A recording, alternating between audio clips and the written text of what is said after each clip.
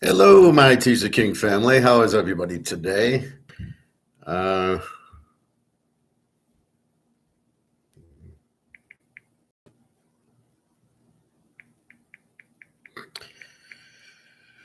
I wasn't sure really what to talk about or say, but we'll wing it like we do every day anyway. Hope everybody's having a good weekend. Um, my back's weird. It's like sore, and then it kind of loosens up, and I can walk, and then it kind of tightens up, and I got to limp around.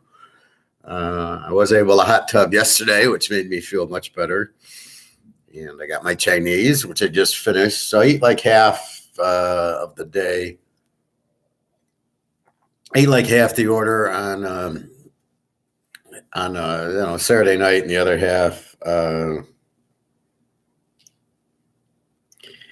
the other half for lunch today.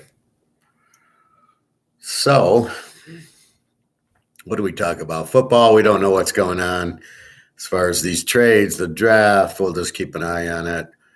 The draft will be interesting. What's that in May? So we got a few months for that. Let's see. I'll play poker, I think, tonight. It got late. I was in the middle of something, and then I got into the middle, went to the pool late, and then I went to get Chinese later, and then by the time I got home and ate it, it was a little bit late. But you got to really eat first because the casinos are so freaking expensive now that it's really hard to go buy the meal there. Like before, I'd eat the buffet there for $26, which I thought was reasonable. Now it's just they don't even have the buffet anymore, so it's just ridiculous. I ate at this restaurant Friday night, which was ridiculous. It's just like a big boy, right? And it should be $7-8 for a hamburger, and it was $13.99. And I won't be eating there again. I mean, I got 3 pounds that I'm going to cook today. It cost me $5.99 a pound, and it'll give me.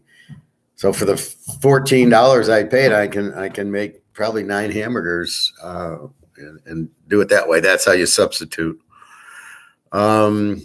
Let's see. So reading the news today, Mexico.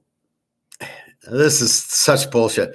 So Mexico is saying, look at us.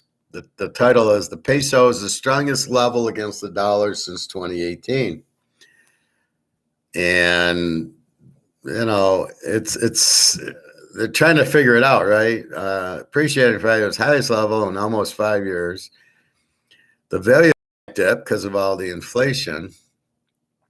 Then they go ahead and they try to explain that. The peso has appreciated against the greenback this week and 5.87 since the beginning of 2023. Well, we know the U.S. dollar, but this is all such bullshit. There's no explanation. It cited higher inflows of money from export revenue. So it means they're making money on food they're shipping out, remittances, and foreign investment. So people are investing in Mexico as a factor in the strengthening of the peso. Well, none of that has anything to do with strengthening of the peso. Some chief economists with the Monex Financial Group said on Twitter on Friday that the Mexican peso had benefited from improved projections from the National Statistics Agency vs. the Mexican economy. A financial advisor has said on the same social media site that the main factor that is driving the appreciation of the peso with respect to the dollar is the difference in interest rates. The Bank of Mexico and the Fed. What a bunch of bullshit. What does that got to do with anything? The Bank of Mexico's benchmark is currently set at a record high of 11% as it attempts to combat inflation, while the Federal Reserve is 4.5%. It's such a cheap dollar for the Mexican economy. Maybe at this moment, yes, as Mexico had a trade deficit, which doesn't mean anything about inflation, of US $27 billion at the end of 22, it imports more than it exports. Oh, okay, thank you. It's because nobody wants their product except avocados and that one liquor. I can't remember it. And this exchange rate benefits imports as they are cheaper. Well, the exchange rate doesn't make them cheaper. Well, yeah, the FX rate, but not the interest rate. There's also a flip side. Where credit in Mexico becomes expensive, practically impossible to get a loan with an interest rate below 11. That means they're having huge inflation also. And the revenue from tourism, exports, remittance, and foreign direct investment is affected. President considers it the strength of an achievement of his government. Oh, wow, you're fucking inflating through the ass of 11%, claiming that sound economic management has allowed the currency to prosper. Although it suffered a sharp drop in value at the beginning of the coronavirus pandemic. However, the central bank's monetary policy rather than the government's economic policies is the main reason behind the strength of the peso, he wrote. Well, it's not very strong if your interest rates are 11%. Oh, my God. So basically, it's just, this is the point. It's all bullshit, right? It doesn't mean anything. Oh, the government said this, the government said that. Okay, good. The government said this and that, but that's it.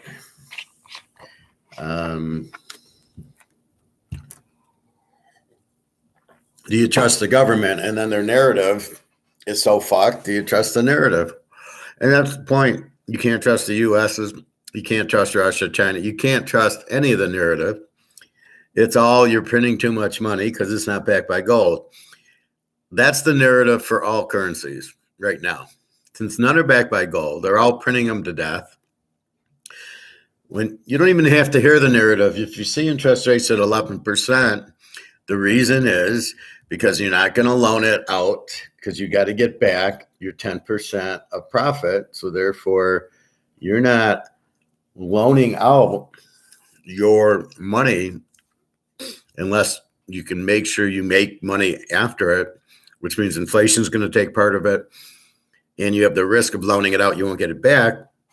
That's why you charge a higher interest rate. So their interest rate's 11%. It's not going to fight inflation. How does it fight inflation? You have to stop printing and you have to get it back by gold. If you don't back your currency by gold, there always will be inflation. And it's always bad. It's never good. This bullshit about 2% inflation is terrible. I mean, are we supposed to be happy with you print 2% of the money and you raise prices 2%? See, the idea is, well, prices will go up and that'll help the economy because they'll make more. Well, that's not how it works. I mean, it's so stupid. How does it work? I got my Canadian club. Yes, Bobby, for you. So I sell it at $50 and I get strong sales. How do I grow my sales? I either market at 45 or leave it at maybe market.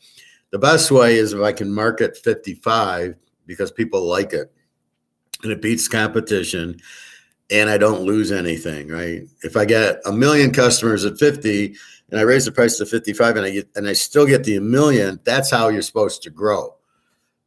What does inflation do? It makes money costly, more costly, especially if you keep interest rates at zero. That's ridiculous because you've got to raise rates because you're inflating. That's the whole point of it. So that's really, when I can see any country at 11%, I know they're inflating. I know that's why they're at, if they weren't inflating, they'd be at 2 or 3. They should be percent basically, but that's because you're not on gold. And as soon as you see any currency not on gold, it's an automatic, right? It's not on gold. It's inflation. Get the hell out of the money. That's why gold is the monopoly, as I talked about yesterday. And that's why gold is an important asset to own, because no matter what happens, you can't inflate gold. Gold never goes down in value. So all these countries with these high interest rates are because of the inflation, right? So if they're high because of inflation and we know that destroys the value of the dollar, all dollars are in trouble, which is what's happening. That's why everybody's buying gold, because they're killing the dollar. So all this rhetoric that Mexico says, oh, our imports and our exports and all this bullshit, and that's the Federal Reserve, the central bank is it's all bullshit. Okay, interest rates are 11%, but what's their inflation rate? Ours is 17%, and our interest rate's 5%. So the fact that theirs is 11 it's meaningless. What's their inflation rate? Is Mexico's 50%? So 11% is nothing. And you can't compare one country's interest rates to another, and that certainly isn't strengthening it. That's all bullshit. That's all just done. That's smoke and mirrors. There's an agreed upon rate. And they go, okay, this is the FX rate. It's just, I don't even think it's at market. And it's crazy, but it fluctuates. It's a floating exchange rate. So basically, I wouldn't be so happy if I'm Mexico at my 11% interest rates. Why the Fed can't let the housing bust rip? Mortgages, HELOCs, delinquencies, foreclosures, more mortgage balance balloons. Here comes some more bullshit. Wolf Street, never heard of it. Why the Fed can't let the housing bust rip? Well, they don't have a choice. Let's read this one. Delinquencies, foreclosures, and who's on the hook. Mortgage balance ballooned because home prices ballooned in recent years, requiring more debt to finance the same home. So mortgage balances in Q4 rose 2.2%, or by $253 billion, and by 9%, or by $1 trillion from a year earlier. Even as home sales volume plunged by 34%, because nobody wants to buy them because it's too expensive, mortgage balances now reach 11 trillion. That's because you raised your interest rates. Low. Over the 3-year period that covers the Fed's pandemic era money printing binge, they're going to call it on the pandemic now, and interest rate repression, mortgage balances exploded by 25%. The median home price ballooned 34%, according to the National Realtors, even after the 11% drop from the peak in June 22. That doesn't make any sense. The chart also shows mortgage debt as a percentage of disposable income. Yeah, whatever, who cares? Anyway, I don't want to... After keeping along at very low levels since early 2021, rose by 5% in Q4 from Q3, or by 16 billion to 340 billion. I'm not going to read the article, but basically, they have no choice. I mean, it's just people, the interest rates are going up because of the inflation. This is what inflation does. So we know that. Let's see.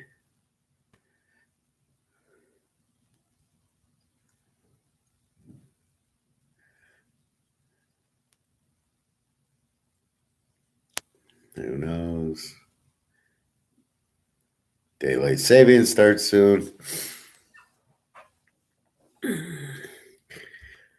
Let's go on YouTube and see if anything interesting is there.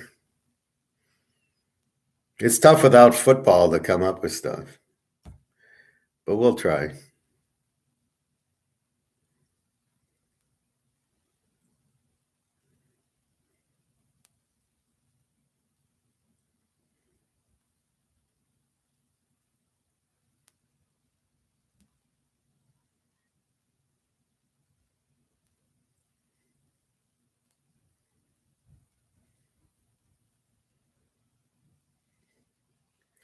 Let's see.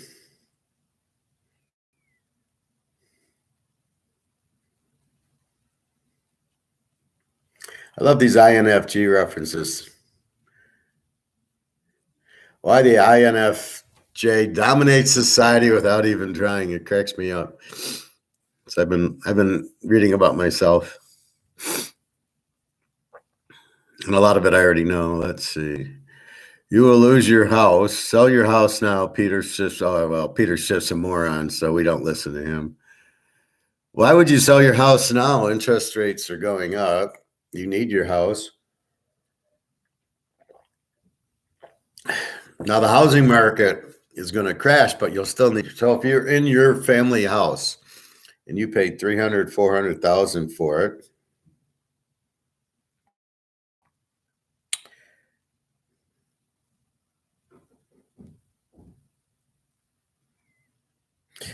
so you paid 400,000 for your house.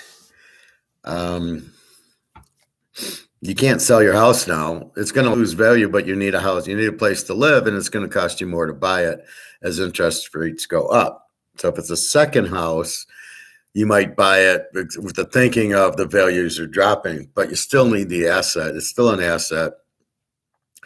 You just don't want to buy now, because if you buy now, the value will drop because of demand dropping. So now it becomes pure economics, supply demand. So the demand for house is down here, and then what happens? The price drops. Now, because supply is up here. So if supply was here and your demand was here, the price would go up. But because supply is here, people are trying to sell it, but the demand is down here. So, and then where's your price? Your price is up here also. So if your price is too high and the supply is too high, it'll come down to, it's got to be demand. It's like yesterday we talked about Tesla lowering their car from 50,000 to 27,000, right? I showed you that article. And why? There's no demand for it. So if there's no demand for a $50,000 Tesla, they got to sell it at the demand's down here. They got to meet demand. And I don't know where 27.5, how they went from 50 to 27.5.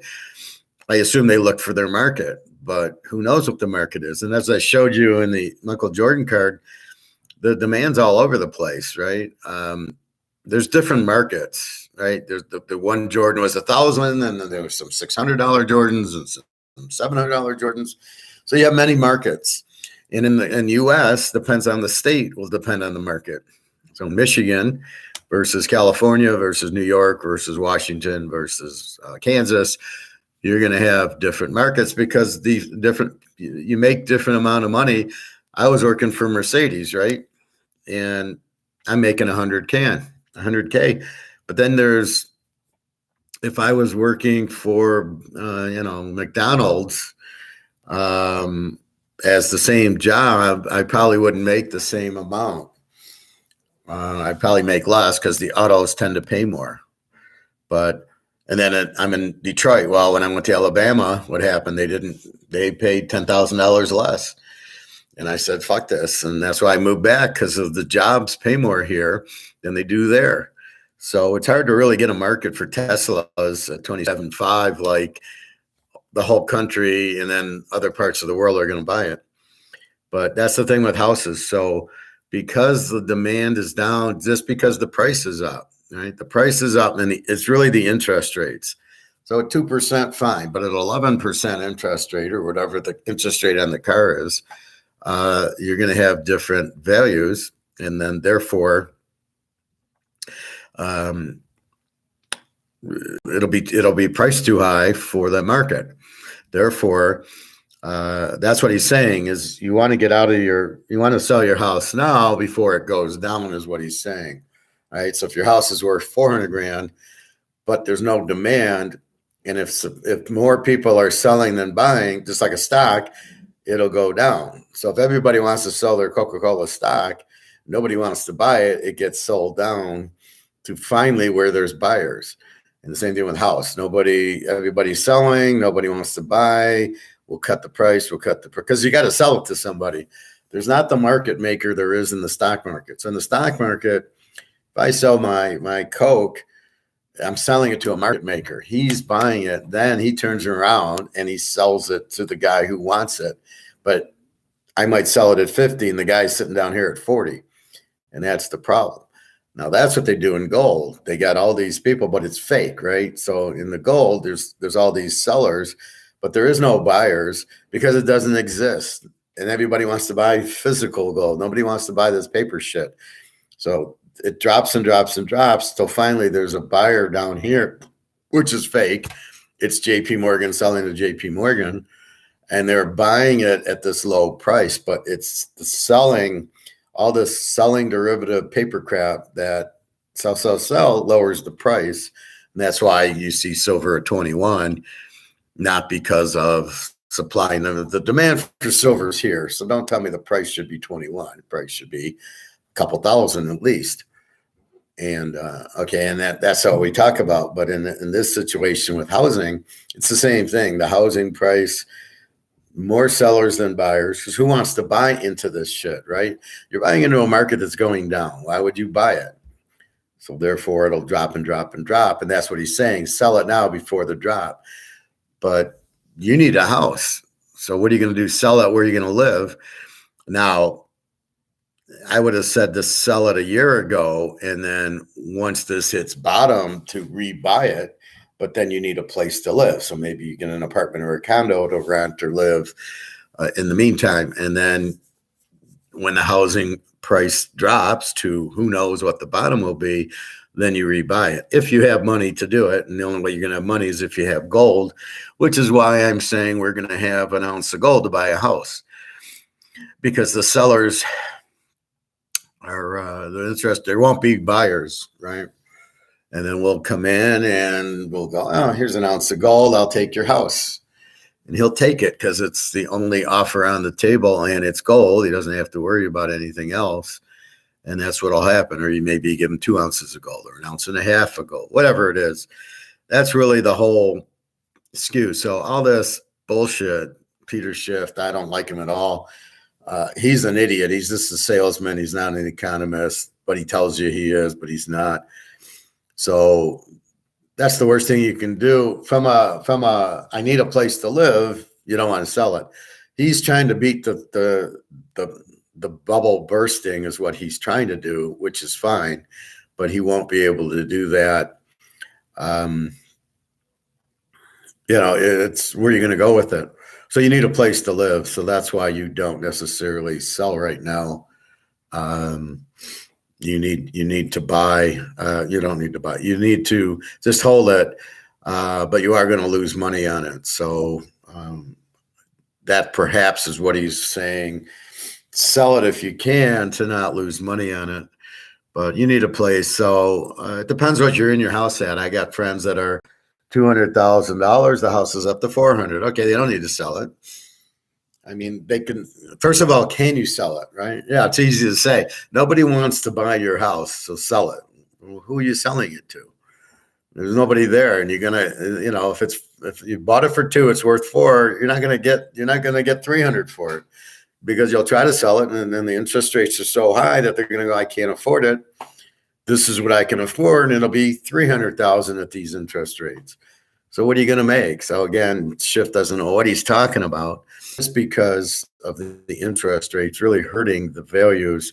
So therefore, you don't even know what your house is worth anymore because it's only worth what people are willing to spend for it. And people are only going to spend what they can get, what they can afford. And, if you're in the middle, you're buying gold and silver. I'm not buying a house now. I'm barely playing poker because I want to buy gold and silver. So I got 11 ounces on Friday or Thursday, whatever. It was Friday. And it's still sitting at $25. See, they're doing the reverse gold and silver. They're selling the house at 400 as the house goes down in value.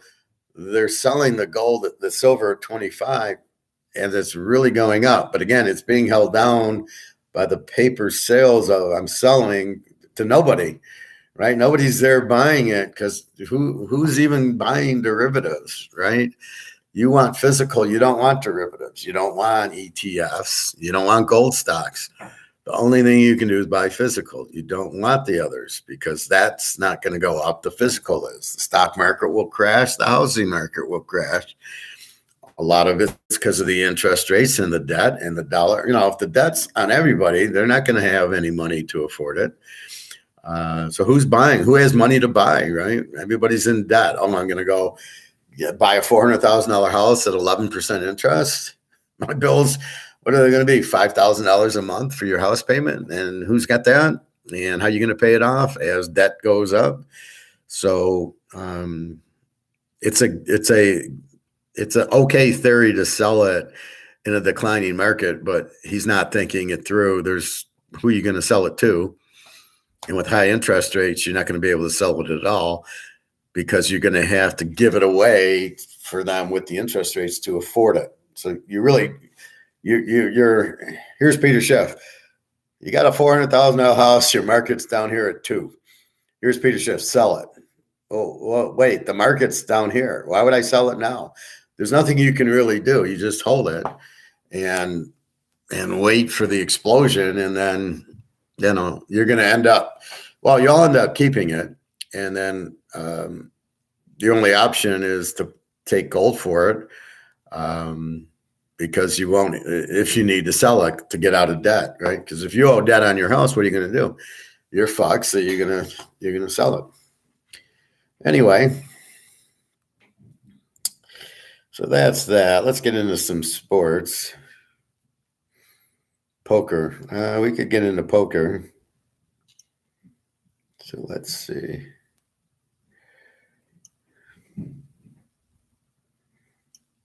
So what's going on in poker? Haven't played. I'll try to play tonight. Again, you're reading the players.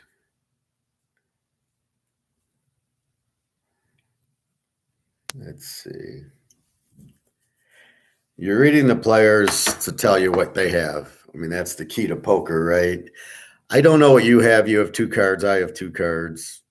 Some people play pot limit Omaha, which is 4 cards, which is even more confusing. Let's say you get 3 aces. You're screwed because not only can you only use 2 cards, but the third ace is already down out of the deck. So you might as well fold your hand because you're in big trouble. But I prefer 7 card stud. I love high-low games, but I don't like Hold'em is just so much luck. It really is. They try to make it like it's good, and then they try to glamorize the pros, and the pros, it's all scams. I mean, they don't make any money. Some guy wins the tournament, just like somebody wins the lottery, right? How many people win the lottery? There's how many weeks that there is nobody wins the lottery, right? Somebody has to win. That's their slogan, right? Somebody has to win. It might as well be you. Wait, last week nobody won.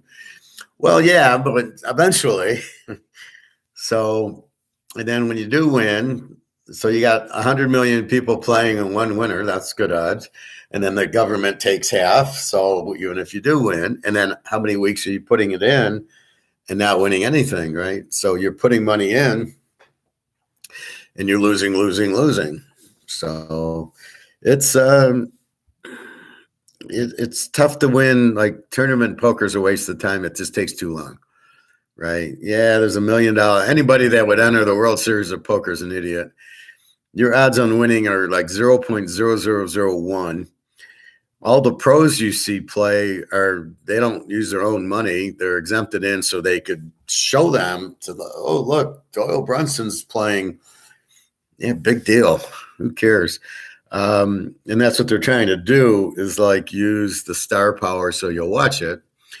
And okay, and enter, and you could win. They only show the winning guy at $5 million or whatever the price is now. Now you can't even find it on TV. And then you don't see the 9,000 people. Let's say there's 10,000 people in the tournament. You don't see the 9,500 go out penniless. You only see the final 3 or 4 tables. Or the people that have the money, they don't show you the guys going out. So you get misled into thinking, oh, it's easy. I'll put in $10,000. Fuck that. You know how many ounces of gold you buy with $10,000 that will turn into more money than they're going to win there with no risk? That's the beauty of gold. If you buy the gold, that's gonna go be suppressed, right? But you got to play poker. Not only it's all luck, but you have to go through all these people. And then even if you get to the final table and you go out in 5th place, you're winning what? A couple 100,000. You can take your 10 grand and buy 6 ounces of gold. And when gold goes to 50,000, you've got 300,000 of what we don't know. And so you're playing poker and you win. What do you do with the money? It's in this garbage. What do I do with the money? That I pay tax on it, and it's going to zero. So I really want zero, right? If I wait too long holding my money. So all you can really do is take it and buy gold and silver. You can't even buy a house now. They're so expensive. So that's kind of what happens. So you got to be careful with that. But so poker, you're reading the other player. You're trying to watch for see, I'm very good at it because of my personality. I'm good at reading, and I'm good reading people and trends. So I can see this guy bets when he's got a hand. He bluffs when everybody's checking, like Eric Seidel. So in the movie Rounders, what does he do? Johnny Chan checks. He goes all in. Why does he go all in? Because he's playing the player. Johnny Chan checks, so Eric Seidel thinks he has nothing, and he goes all in. Johnny Chan has a straight and has no reason to bet. Eric Seidel can't figure that out. Guy's a fucking idiot. So he sits there to read that he can't understand that Johnny Chan won't check to get him to go all in, because Johnny Chan likes slow playing. He likes not betting, and then you bet into him. That's what Johnny Chan's style is. Eric Seidel doesn't understand Johnny Chan's style. So you question that he's a good player. He doesn't even understand the concept. So Johnny checks him, and then he looks at him, and then he goes all in. He gets him to go all in. He's got the nuts straight. That's the problem playing your opponent like that. But some opponents you can play like that. So if the guy checks, normally he has a hand, he bets, and normally when he doesn't have a hand, he checks. So that's what I get in Detroit a lot. Not necessarily in Vegas, but in Detroit, it's pretty much check, check, check. They don't got shit. But you watch it a few times and you realize when nobody has anything, they just check it. They only bet when they have a hand. So it's easy to get out of it. If I got aces and somebody bets $50 into me, pretty much I fold, because aces aren't going to be good. If they have, let's say, queens, will they bet that much? I don't know. So that's what you got to watch, is try to get the trend analysis of the player. What's he doing? And then you're looking at his bet, and then how does he make his bet? What happens when he makes his bet? Is it going to, by making the bet, does he,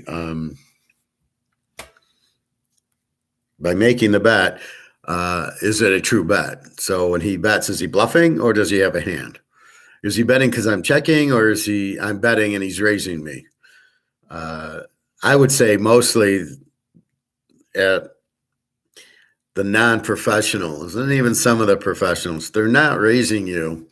If you bet, they're probably just going to call you, and they just want to see, unless they have a real, real strong hand, they're probably not bluffing you. If I bet 20, even these semi-pros, I don't think they're coming over the top for 100 on a bluff, because they see I bet 20. And so they're going to assume I got a hand. So you can't bluff me on a hand. If I have a hand, how are you bluffing me? I'm going to call. So I think they're going to call you, and just, as they call it, showdown value, and look for showdown and go, okay, this is, when we turn over the cards, I hope I win. But I don't know that I won, but I want to call to see that. That's showdown value.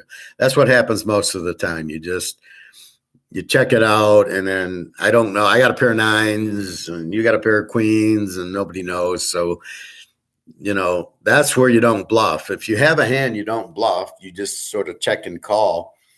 When you hit the real hand, that's when you bet a lot.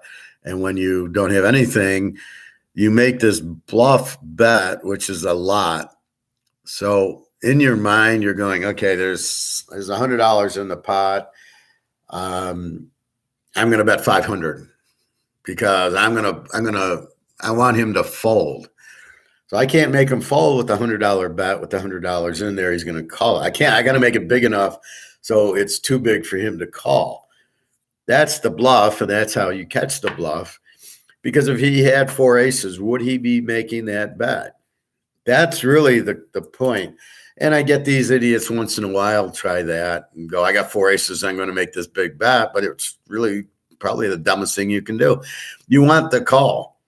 So you're going to bet a nice chunk of the pot, but are you really going to go all in with 4 aces? No, you want a call. So 99% of the time, if there's like $100 in a pot and the guy goes all in for 300 or 400, he's bluffing. Only a complete idiot who doesn't understand poker would go all in with 4 aces because he needs the call. He's trying to get the most out of you, right? If that's the whole thought process, how do I get the most out of the hand? That's what it is. And so therefore, he wants you to call. And, he wants a call. So he's figuring out how much to bet to get a call. When they're figuring it out and they bet 100, you're probably beat. And then you just got to watch. I do play trends on flops. And if the flops are aces and kings or they're 2s and 3s, I'll look at that or a certain suit. So I'll probably play tonight. But again, I'm very careful. And more or less, I'm looking at who am I playing. Now, one week I played a table where it was very explosive, a lot of high bets before the flop.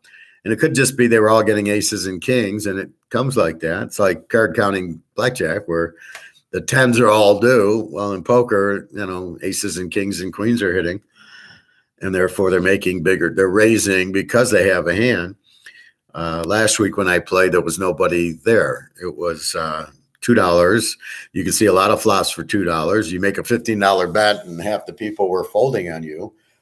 So you're not going to win a lot there, but it's easy to read. When somebody does make a bet, you leave unless you got a flush or a strong 2 pair of trips or something you feel you can beat him with. But he's probably not making that big bet if he doesn't have that beat. So you're really playing the people. And a lot of it is how you feel. And you look at the cards you get. Are you getting aces, kings? Are you getting 2 3s? What's going on? And, so your cards dictate a lot. So anyway, any questions or comments on poker? I don't know where I'm going today because this is no football. It really is depressing. Good God. NBA scores. I don't know who these teams are. I'm looking at a line. There's no NBA scores. Oh, it's the All-Star game. Okay. Right. So it says LEB -3 over GII. I don't know what the hell that means. So we can't look at that. Let's look at college basketball. So how do we analyze it? Well, we analyze it based on strength and weakness of their defense. So we look here. I don't get this spread. UCF Cincinnati. Cincinnati's up 45-43, and the spread is -120. What does that mean? What's the line? Total 140. See, they adjust. I can't handle these. And, I was looking at what was the line of the Super Bowl at kickoff. And I'm in the middle of the game, and I look, and it gives a new spread. It's like Philadelphia was 7.5. So I'm assuming that is the inline game. And I'd be like, well, what the fuck? How much can I bet on Kansas City at 7.5 now? There's no way they were losing the second. Was it the second half of the whole game that this line changed? So here the line is Cincinnati -120. Is that to win the game or win the half? Very confusing. A lot of games going. North Carolina playing North Carolina. No, North Carolina playing North Carolina State. A bunch of idiots. Let's go. So at 2:00, Manhattan plays Fairfield. Fairfield laying 4.5, 129. I mean, so you got to look at their defense. Hey, Phil, how are you? Did you see that Hamlin Strahan interview from last week? No, I didn't. He asked Damar what the doctors thought. He got a heart attack from. He said he didn't want to talk about it. Very suspicious. Yeah, it was a game, right? He's all fine. He got out of hospital. Is that normal procedure for a heart attack? I don't know. My dad died of He died of diabetes and having strokes. And my grandfather died of diabetes, having strokes. So that's why I'm very careful with my avocados because, and so I'm getting a little bit too off on some ice cream and stuff that I need to cut because it's, once in a while, but I'm doing it. I don't know if it's stress with the girls and the war and the interest rates and the gold and all that, but I'm eating too much of it. I can't get into my, okay, cut it out crap. Although I am eating my veggies and my eggs, and I just have my Chinese. I'm making hamburgers for dinner. But yeah, I mean, I don't know the normal protocol. Didn't want to talk about it. Then why did he do the interview? What was the point of the interview? We're going to interview about your heart attack. Oh, okay. Okay. We're rolling. Oh, I don't want to talk about it. Well, then why did you agree to do the interview? It's almost just to get FaceTime so people would watch Strahan and he'd say, oh, I'm going to interview. I'm going to interview you. And then he doesn't do the interview. So Strahan could get like, oh, he's going to interview the guy.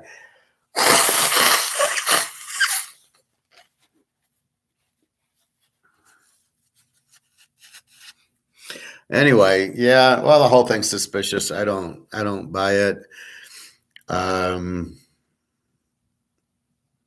They wanted to cancel the game, obviously, for some reason. It just, the NFL is so crooked.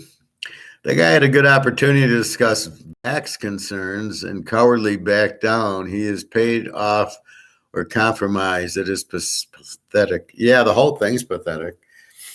As I was discussing in the beginning, I was looking at the Mexican peso gaining FX against the US dollar, and it was all this government bullshit. Well, we got more inputs than exports, and we got this and that, and our interest rates are 11%. So they're trying to explain why the Mexican peso is getting stronger versus the dollar. And their take, well, we have 11% interest rate, they have 5%. Well, that's all bullshit too. It was like, why? What is your inflation rate?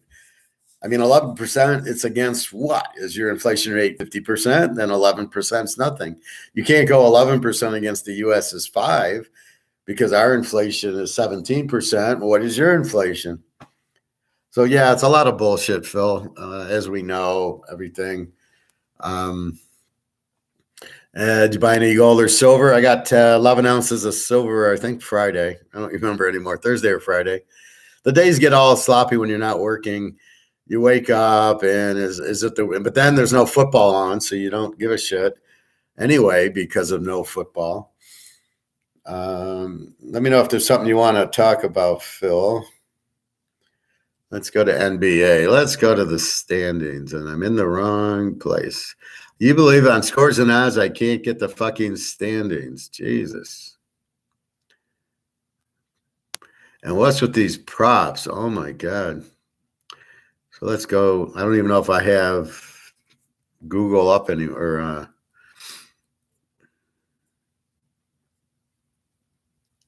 Let's see. No, I've already erased it.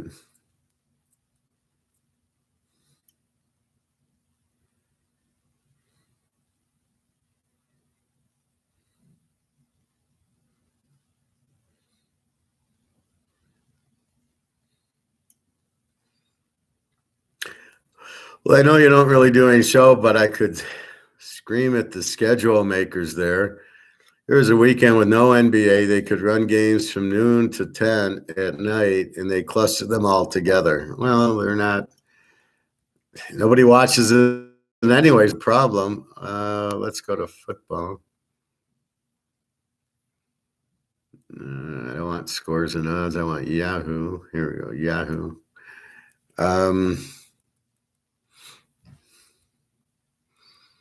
I love what my page is on. 65-7 Georgia. There we go. All right, let's go to NBA. I mean, I agree with you, Phil. They certainly no, I don't want scores. Let's go to standings. So if we look at the standings to try to identify the 8 teams in that, yeah, their TV deals are basically non-existent. Well, what I don't like is they're getting away from ABC and NBC and CBS, and they're all on these, Fox Sports Detroit and some of these other stations, Peacock. What do you think? We're all going to go fucking buy Peacock to watch, an all-star game or watch a game? No, no, no. You come to us. Put it on ABC or NBC because, you know, first of all, who's watching ABC or NBC anyway most of the time? Now, with the way it is, I'm on YouTube or Netflix. Fuck, the last thing I'm doing, or Tubi. The last thing I'm doing is I'm just looking at ABC or NBC. I'm not on these channels for anything else. So who's even watching these? And then I'm going to go search for hockey or something on a non-normal channel. Yeah, they do TNT on Wednesday night, but that's cable. The rest are on local TV or ESPN Plus, which is a pay channel. It's a joke.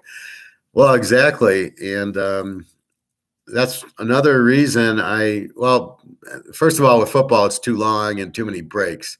So I just prefer watching on YouTube the 20-minute version, although I get 4 commercials in 20 minutes.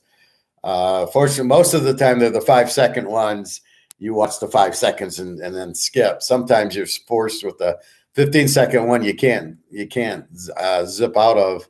And then you got to watch sometimes 2 15 seconds. I'm 30 seconds into YouTube, which normally 5 seconds I don't mind. But what bothers me is when I'm trying to, watch my economic guys or my banking guys, and then you forgot the thought. It's like, oh, fuck, a commercial. Now, what was he saying? And I got to go back 30 seconds to get back into the thought process of what the guy's talking about. That's what bothers me the most. The other is when there's a football game on and the guy's about to kick the field goal and they go and they commercial. You're like, what the fuck are you doing on YouTube? But yeah, I mean, really, I watch Netflix because I don't have to deal with the commercials. Even when I was watching Vegas on, I don't know what it's on, like channel 4.4.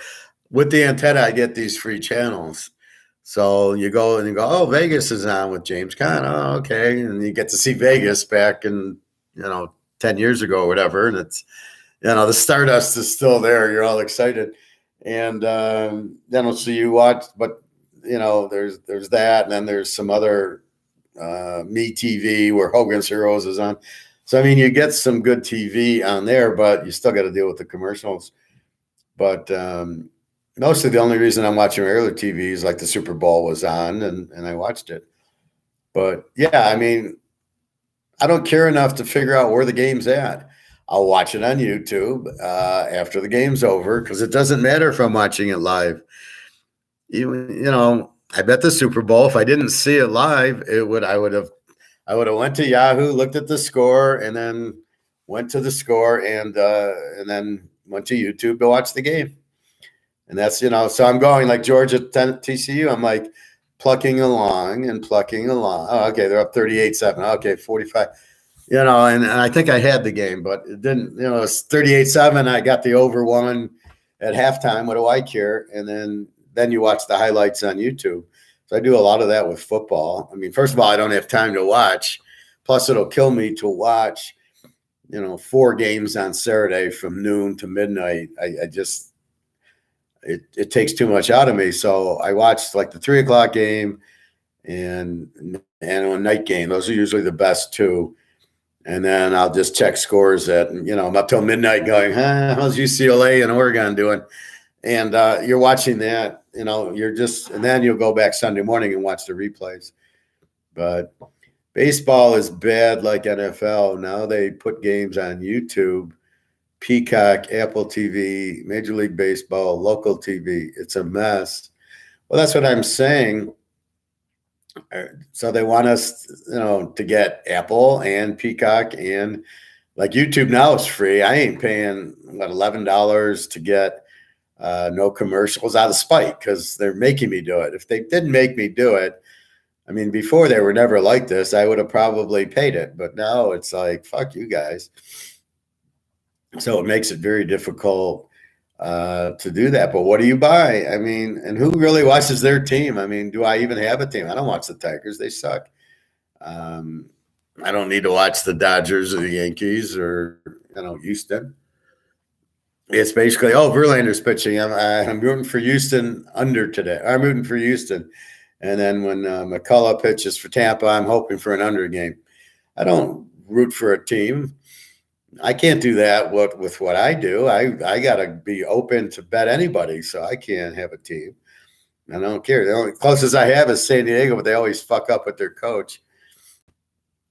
San Diego Chargers, but that's it. Or for San Francisco, their coach, their GM should be fired for not having a backup for that championship game. Everybody wants to talk how good whatchamacallit is. I can't even think of it. John Lynch. And yet, this is the best backup you have. Once you lost Garoppolo and Lance, you better have this was your fourth stringer for 11 weeks was Johnson. Can't even catch a stat back. So that's what I have with that.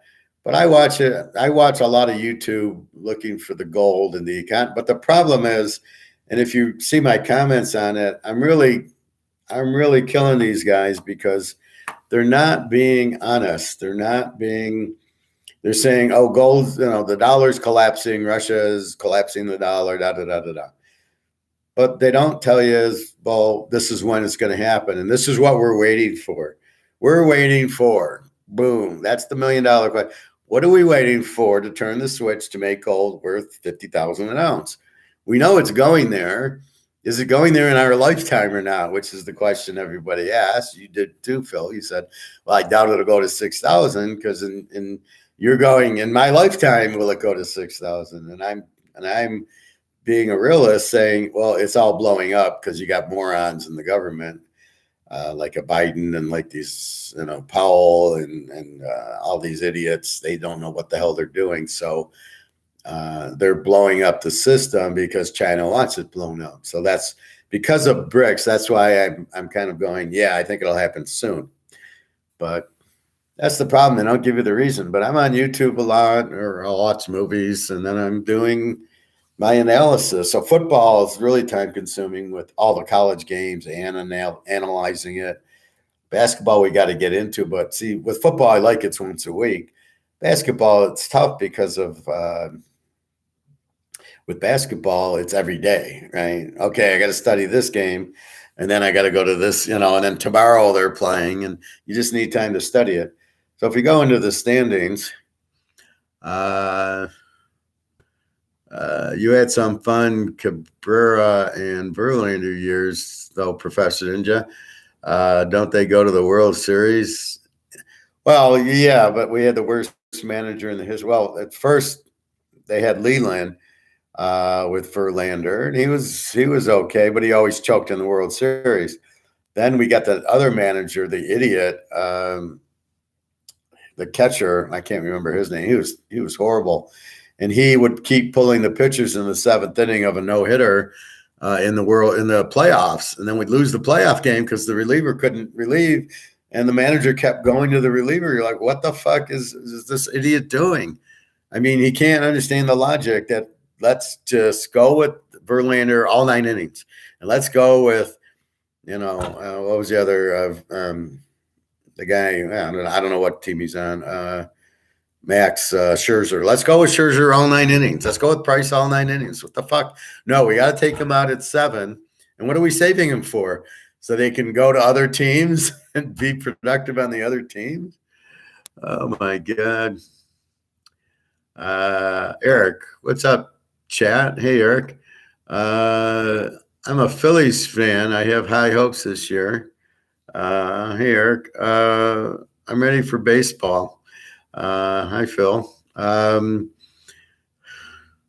Well, I'm in Detroit, so I don't care about it. But, we go with the pitching matchups to pick. So I do pick baseball.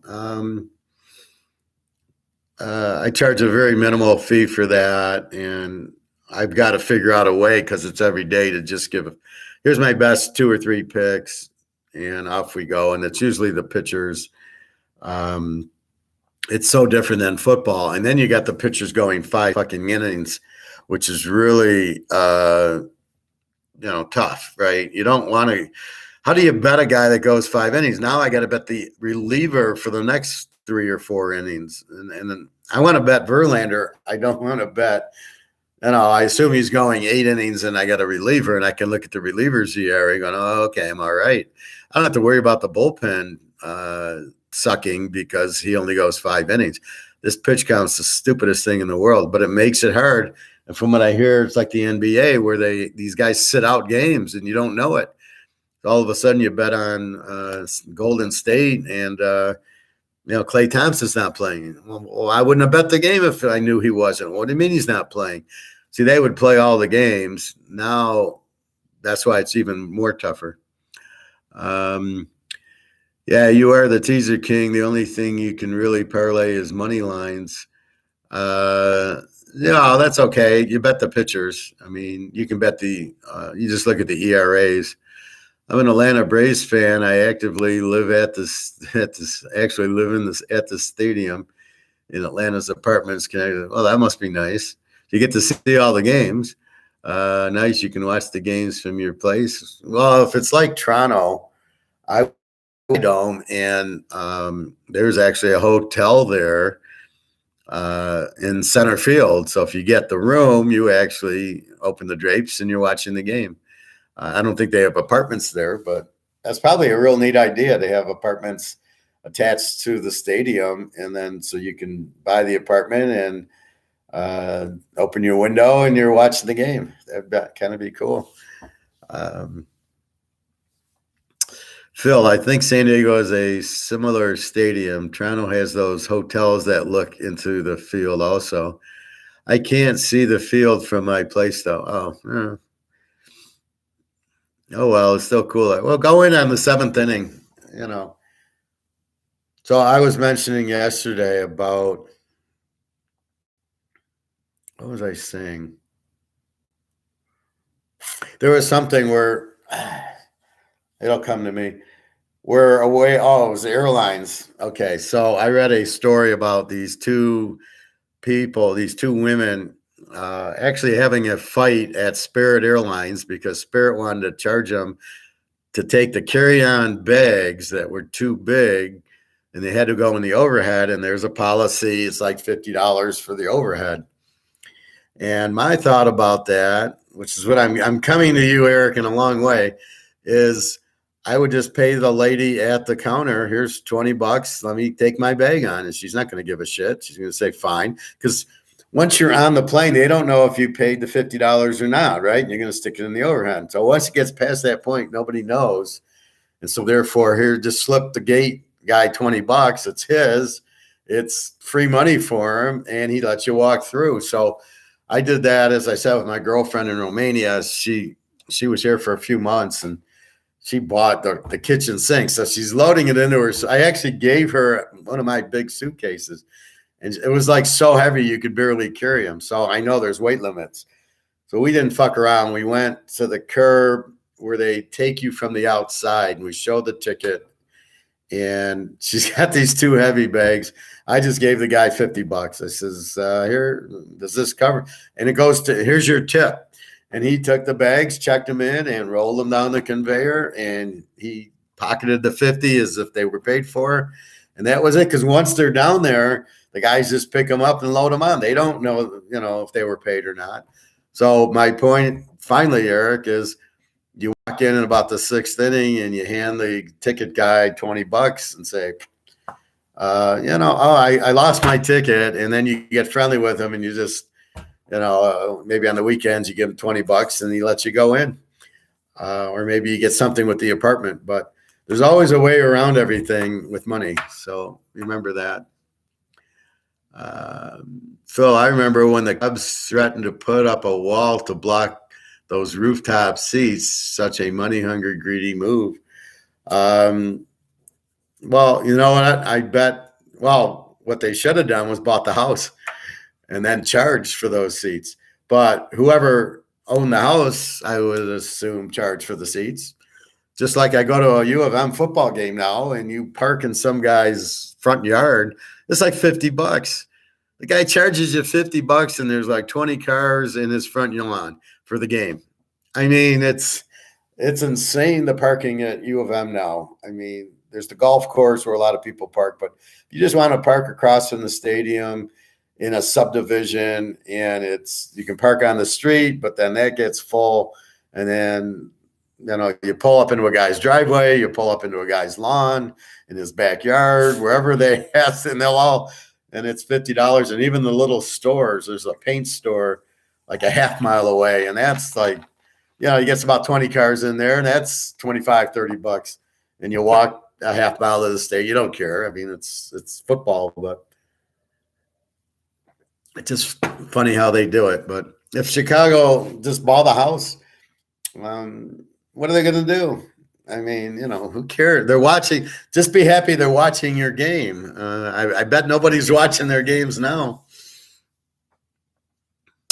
Eric, I have to try that tactic. Thanks. It works. My dad used to do that. We'd go to a Lion game, and there'd be like 10 of us. And like my dad and I had a brother, and then a couple other families. We'd end up having like 9 tickets for 10 people. And my dad would just give the guy $20 to go into the Lions game without the ticket. And then he would just stand against a post, and we'd all have our seats, and we'd all get to be in the game. And then, but me and my dad wouldn't be rooting for the Lions. It was just, he hated the Lions. Oh, it's so funny. Phil, you probably can't Airbnb your place, Eric. But if you could list it, you could advertise it as a 3-minute walk to stadium and get good money during baseball season, at least. So where do they play football? Oh, that's at the dome, the Mercedes Dome, or whatever they call it now. Yeah, I suppose you could Airbnb it. Although if you want other people living in your house, first you thought that was a good idea, and it's like, do I want to live in this guy's house for a week in his spare bedroom? And is he there? Is he, he's serving breakfast, or is it your place to yourself? I've never done an Airbnb. I'd rather stay in a hotel, I think. But I ran into that in Amsterdam, where some people were staying. I met some people on the plane and got a ride into town, and they were staying at a couple's house, but the couple was still there. So it was like this spare room. So that was really the beginning of Airbnb. This was years ago, and I'm in Amsterdam. I stayed at a hotel, but they were living in, there's a bed, and then here's the bathroom, here's the kitchen, and but as far as I knew, the people were still going to be there. What a weird type of vacation, I think. Phil, I'm thinking because it's an apartment, that would be a problem. But if it's not, it would be a good idea. I don't think it'd be a problem, but where would Eric live? And it's got to be a 2-bedroom apartment. And what would Eric do?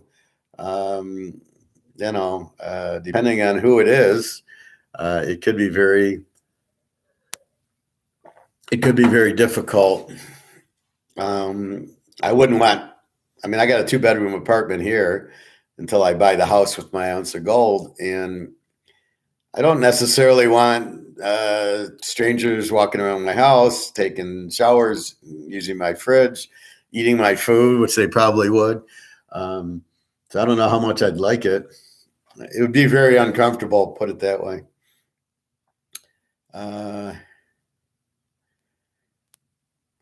Yeah, he would need to change enough to cover a hotel. Yeah, and by the ballpark, is it a nice area and the whole thing? But, you'd be surprised how many owners restrict their property being on Airbnb.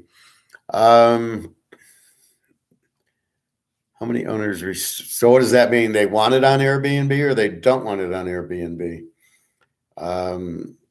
It's a way to make some money, but I don't know. It's like having a roommate, but at least the roommate you checked out, right? So something, if if Bobby's our roommate, but then if it's a continually change of people, how comfortable are you with different people there?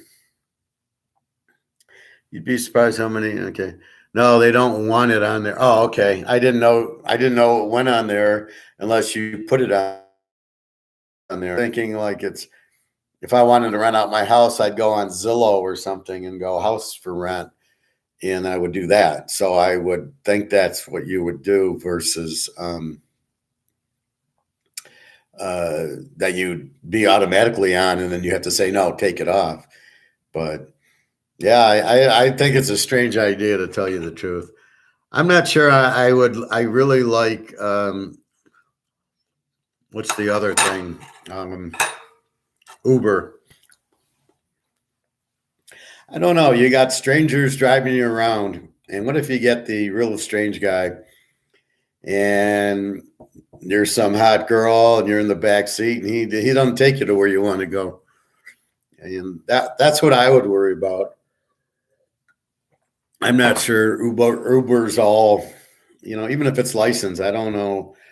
Um, I like to know people. I don't like strangers, and that's how you end up in big problems, is with people you don't know. People you got to trust that you don't know. Well, sometimes leases prohibit it, but not if you have a mortgage or something. Well, yeah, if it's your own house, as long as you pay the mortgage, they don't care. Like here, I can't have a pet. Well, if I did, I could, but I'd have to pay more for it. But I don't know. So Jenna's in Poland visiting her son, my girlfriend from the Ukraine, and she's telling me how expensive everything is. And this was on video a couple days ago. And so I can't send her RIA. So PayPal doesn't go to the Ukraine. So how do you get somebody money in the Ukraine? PayPal doesn't go there, which means I found RIA, RIA, which is international money transfer. So I use my debit card. Here's $100. I do it in US. She gets it, goes to her bank to collect it. And she has $100. She exchanges it probably at the bank, and then buys her food and whatever else, clothes that she needs. And then now she's in Poland.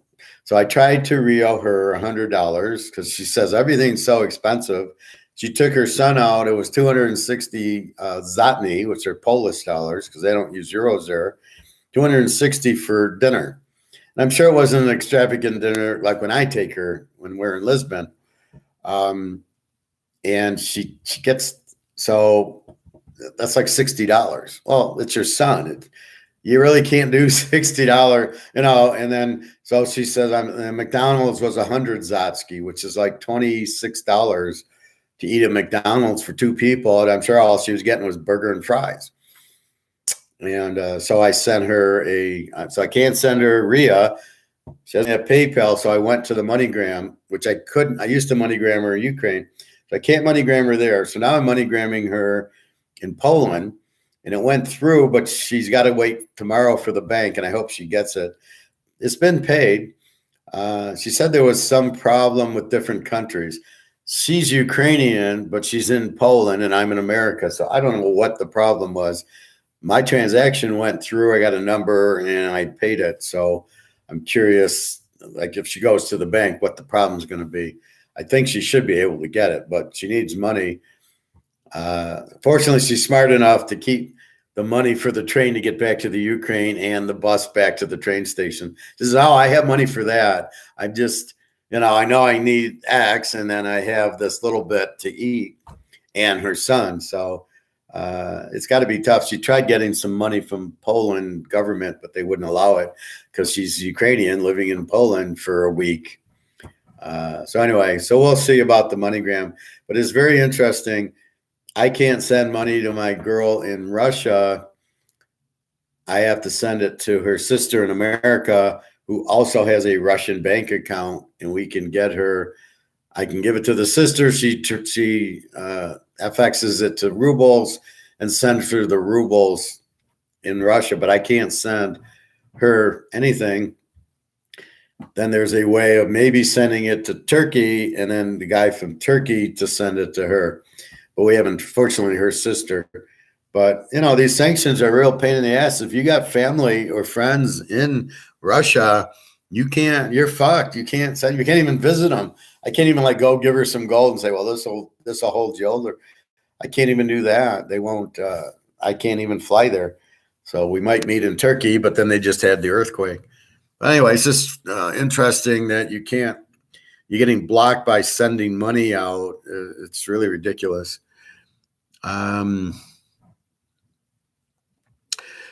You'd be okay. No, they don't want it on there. Okay.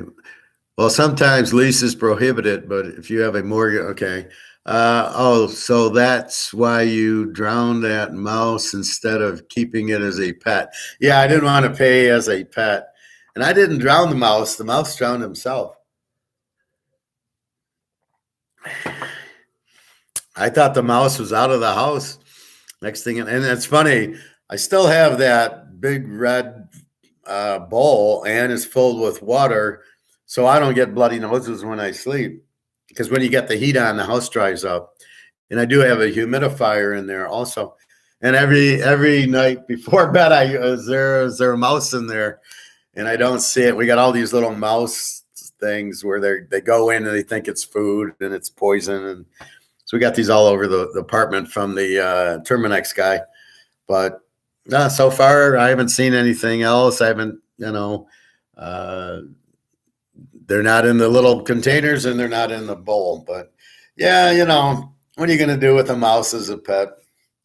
Unless I'm in prison and I'm in that movie Alcatraz. I probably don't need a mouse. That's funny. But yeah, so we don't know when gold and silver is going to blow up, but we know it's going to blow up soon. So I just keep buying another 10 ounces, another 12 ounces, another 20 ounces, a little bit more gold. I was telling this story, Phil, the other day. When I went, I met this lady who I had met a year and a half ago before I went to Alabama. She wanted to learn about it. So we went to a Coney Island little, hamburger type of restaurant. And, I taught her. And that's it. I haven't heard from her in 2 years. She walks in the store with her daughter. And I don't know it's her. I didn't remember what she looked like. And so she says, can somebody help me with this? So I start talking to her about it. And then we buy, and then we go out of the store, and she says, don't I know you? And I says, well, I remember some lady a couple of years ago that we went to the cash. She says, yeah, it was me. So amazing how she walks in the store when I was there, and she's doing it. She had bought a 500 count green box of silver.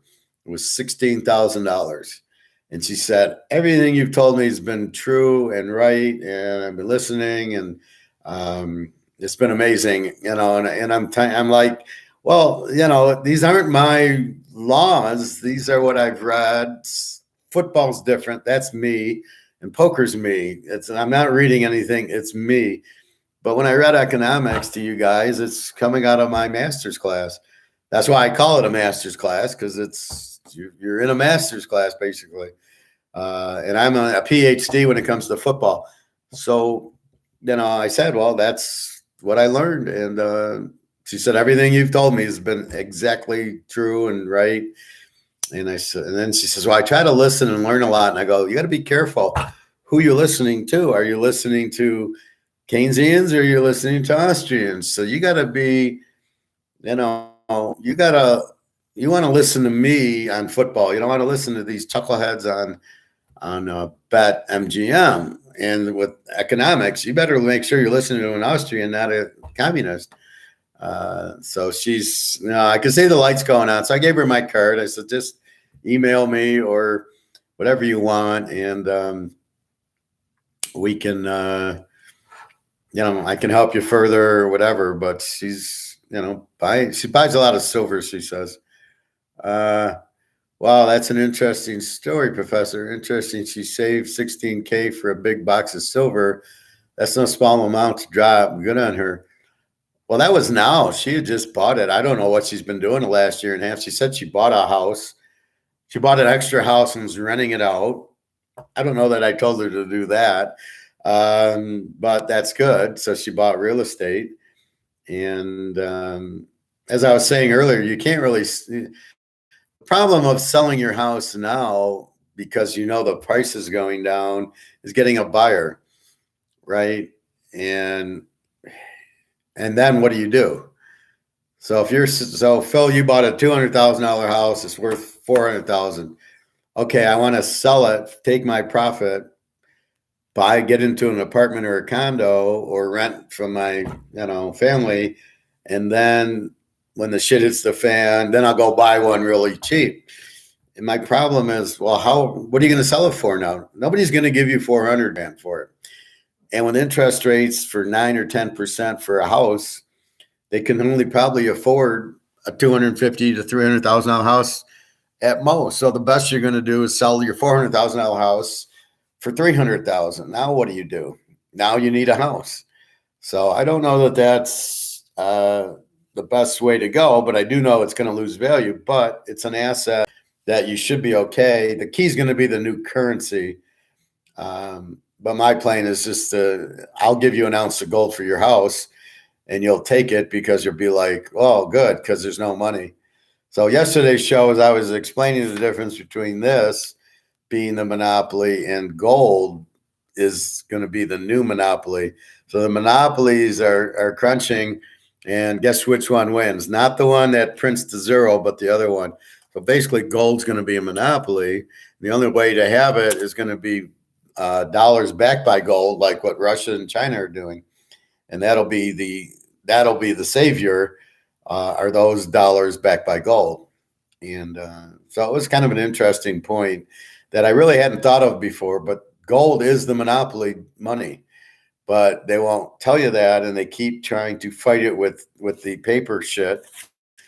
JP Morgan's trying to make this the monopoly, but you can't print it to death and still have it. You can only have a monopoly, like a power plant. It's only a monopoly if you can get the power in to send it out. So when you grow too much and you can't get enough power, there goes the monopoly. So you can't have a monopoly when you lose the value of it. So gold becomes the monopoly, because any country that just does this, it's going to be worthless, right? If you don't back the dollar by gold, any currency, it's going to be worthless because you're going to keep printing it, and that's what happens. And but you can't do it with gold. That's why they don't want to be on the gold standard, because they can't print gold, and they're all corrupt assholes who are running all these countries. It's all mafia and everything. So unfortunately, all we can do is learn and try to get away from it, which is what we're doing. Also, landlords got really screwed when they waive rents in many places. I don't own rental property, but my brother does.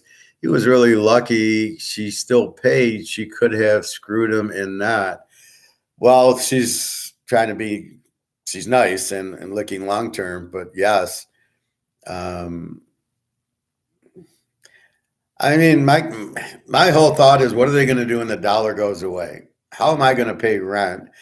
And how are they going to, can they kick me out of my place because I can't pay rent because there's no dollars? Or I'll walk over with silver and pay rent with silver? Basically, silver goes to 2,000. I got rent covered with 1 ounce of silver. That's why I keep buying it. I'm so confused on what to do. I know that we're going to use gold to pay our bills and eat, or silver.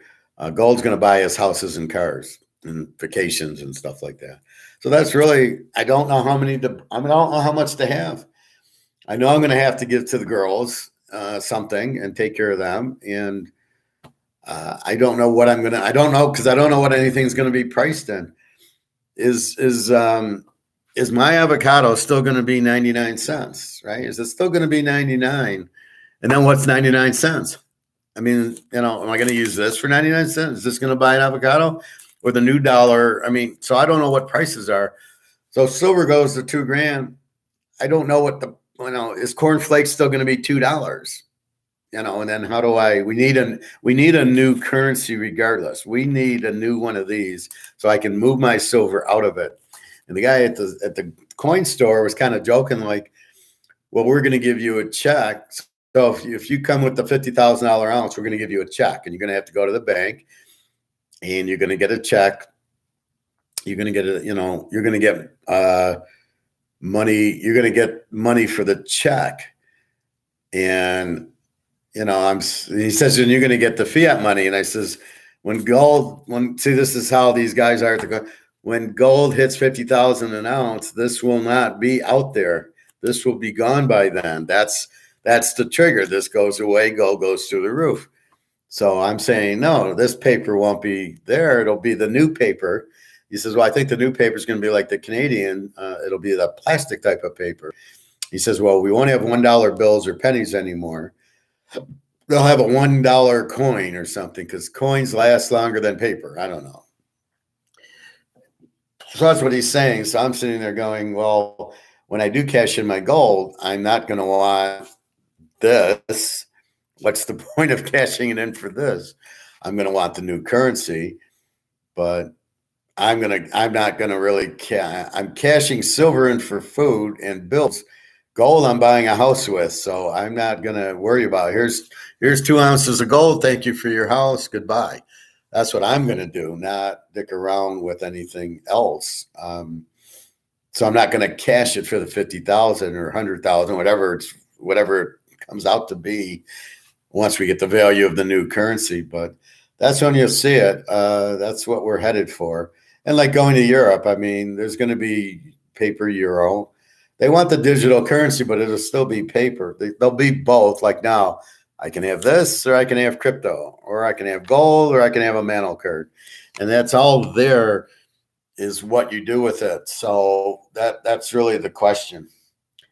That's a good strategy. What I was thinking myself about using gold for major purchases only, silver for day-to-day things. Well, the key will be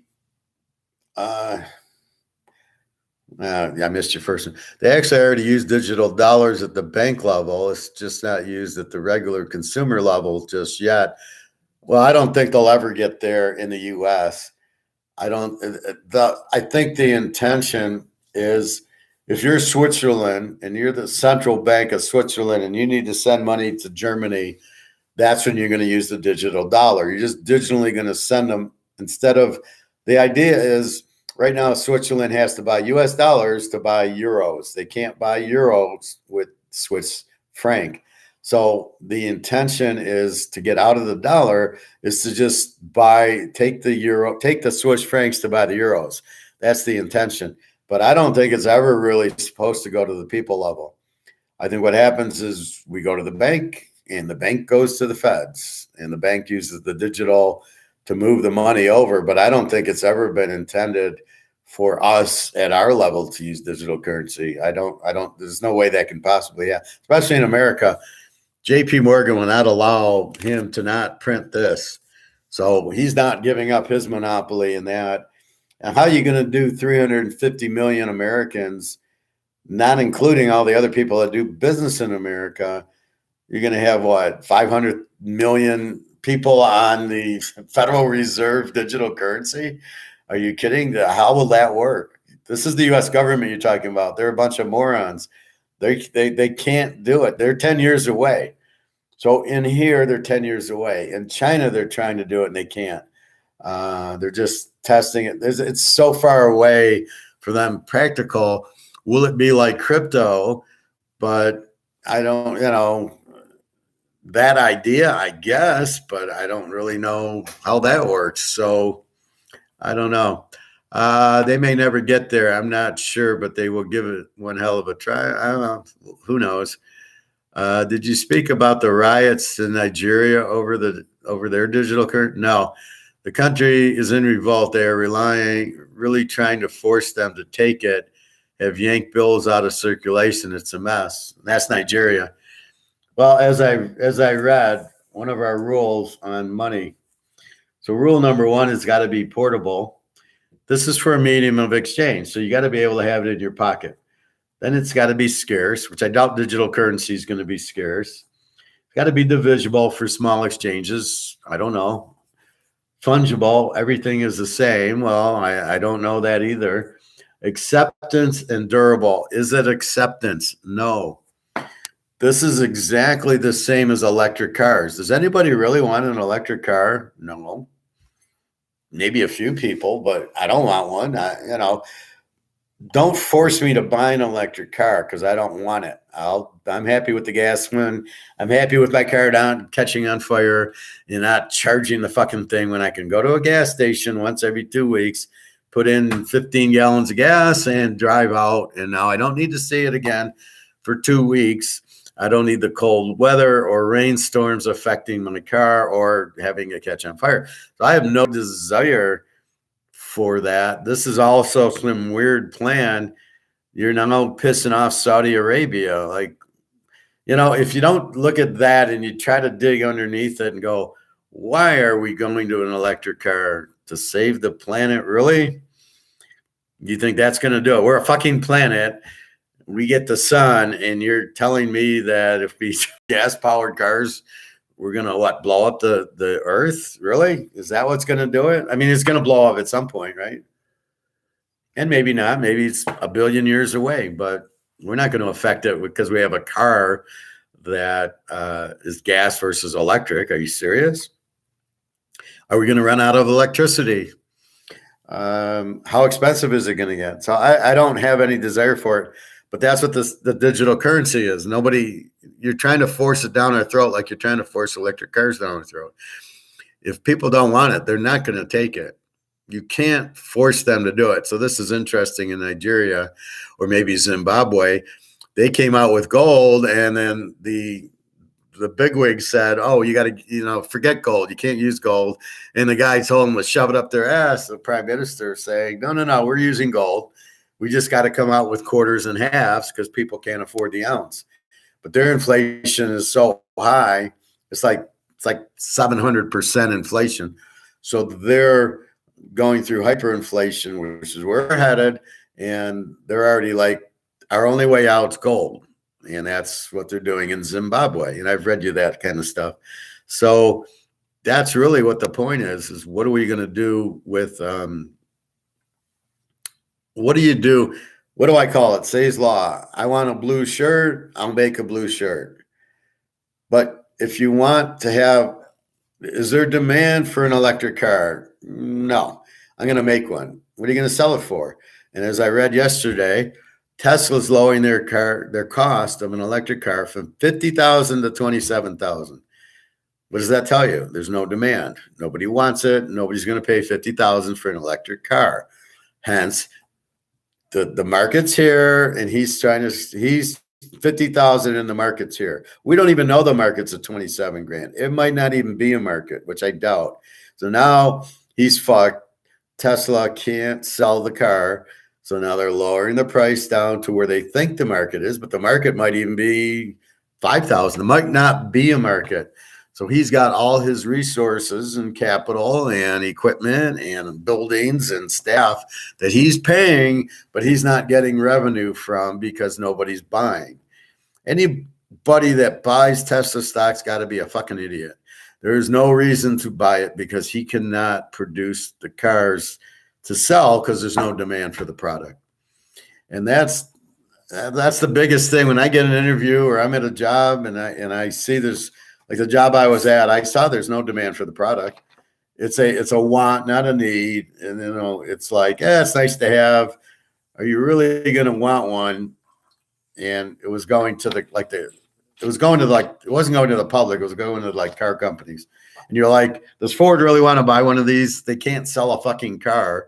They stopped making like Mustangs and Ford F-150 gas powered. Now it's all electric, which nobody's going to want. How long is Ford going to be in business for, folks?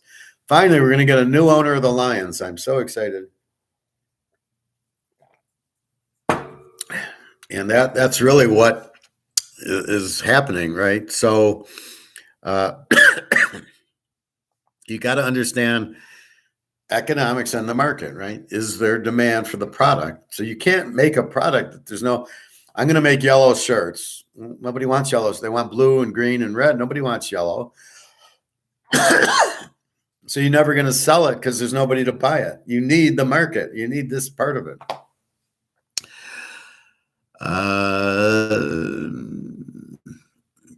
Let's see. Okay, the digital currency, right? Some morons do want electric cars, but not most. But most don't. You're starting to type like Bobby, but most don't. Well, that's the point. What is your market for the electric cars? There's 17 million people that buy gas cars a year. And when I'm looking at the data, I'm looking at maybe 300,000 or 400,000 have been buying electric cars. And as you're saying, are they government employees? Is it actual people like me and you? Is there demand? I say very small demand. And if you open up a factory with a plant and equipment and workers and engineers to make it and all this shit and the steel and everything, good luck. I mean, that's costing you. When you do that, you've got to probably sell at least 2 or 3 million cars a year to probably break even. And if his break even was at 50,000, do the math. Now he's selling them for 27,000. How many is he going to sell? But if his break even's 50, oops, you're going to be short, and that stock's going to go out because he won't make money. Why do you buy a stock? Because the company's going to make money, and then you get a percentage of it. Well, if the company's losing money, stock goes down. Nobody wants to be a part of it. So that's what you got to do that. Zimbabwe, that poor country is almost hopeless. Some of it's their own damn fault, but not all. They seem to have a currency crisis perpetually because they print and print and print and print. They don't have it backed by gold, and that's what's going to happen every other country. It's been happening here since 1971. We've been printing to death. The difference is, since we're the reserve currency, we send it to other countries. And we're good at hiding it. And we have stuff here to kind of shield it, but we've had the same problem in Zimbabwe. They're not big enough to absorb it like we are. Are the Fords selling the Lions? I hope so. We'll be interested to see what they go for. If they break a record, you have to blame inflation, surely. Well, the Fords are not selling the Lions just yet, but because they went to electric cars, they will have to, because they're not going to make any money in the car industry, right? If they're losing money at Ford Motor, they're going to need money. They have a football team that has some value for some reason, which I don't know why. And so they will have to sell it to be able to pay the bills that they're losing money on at Ford Motor. Okay, I see what you meant. Yeah, I mean, I'm just looking into the future as I do so well. Well, when they come with their hat in hand, we should force them to sell the Lions. Well, let's just put it this way. I'm not running to buy a Ford. I never ran to buy the Ford regular. I'm certainly not running to buy the electric.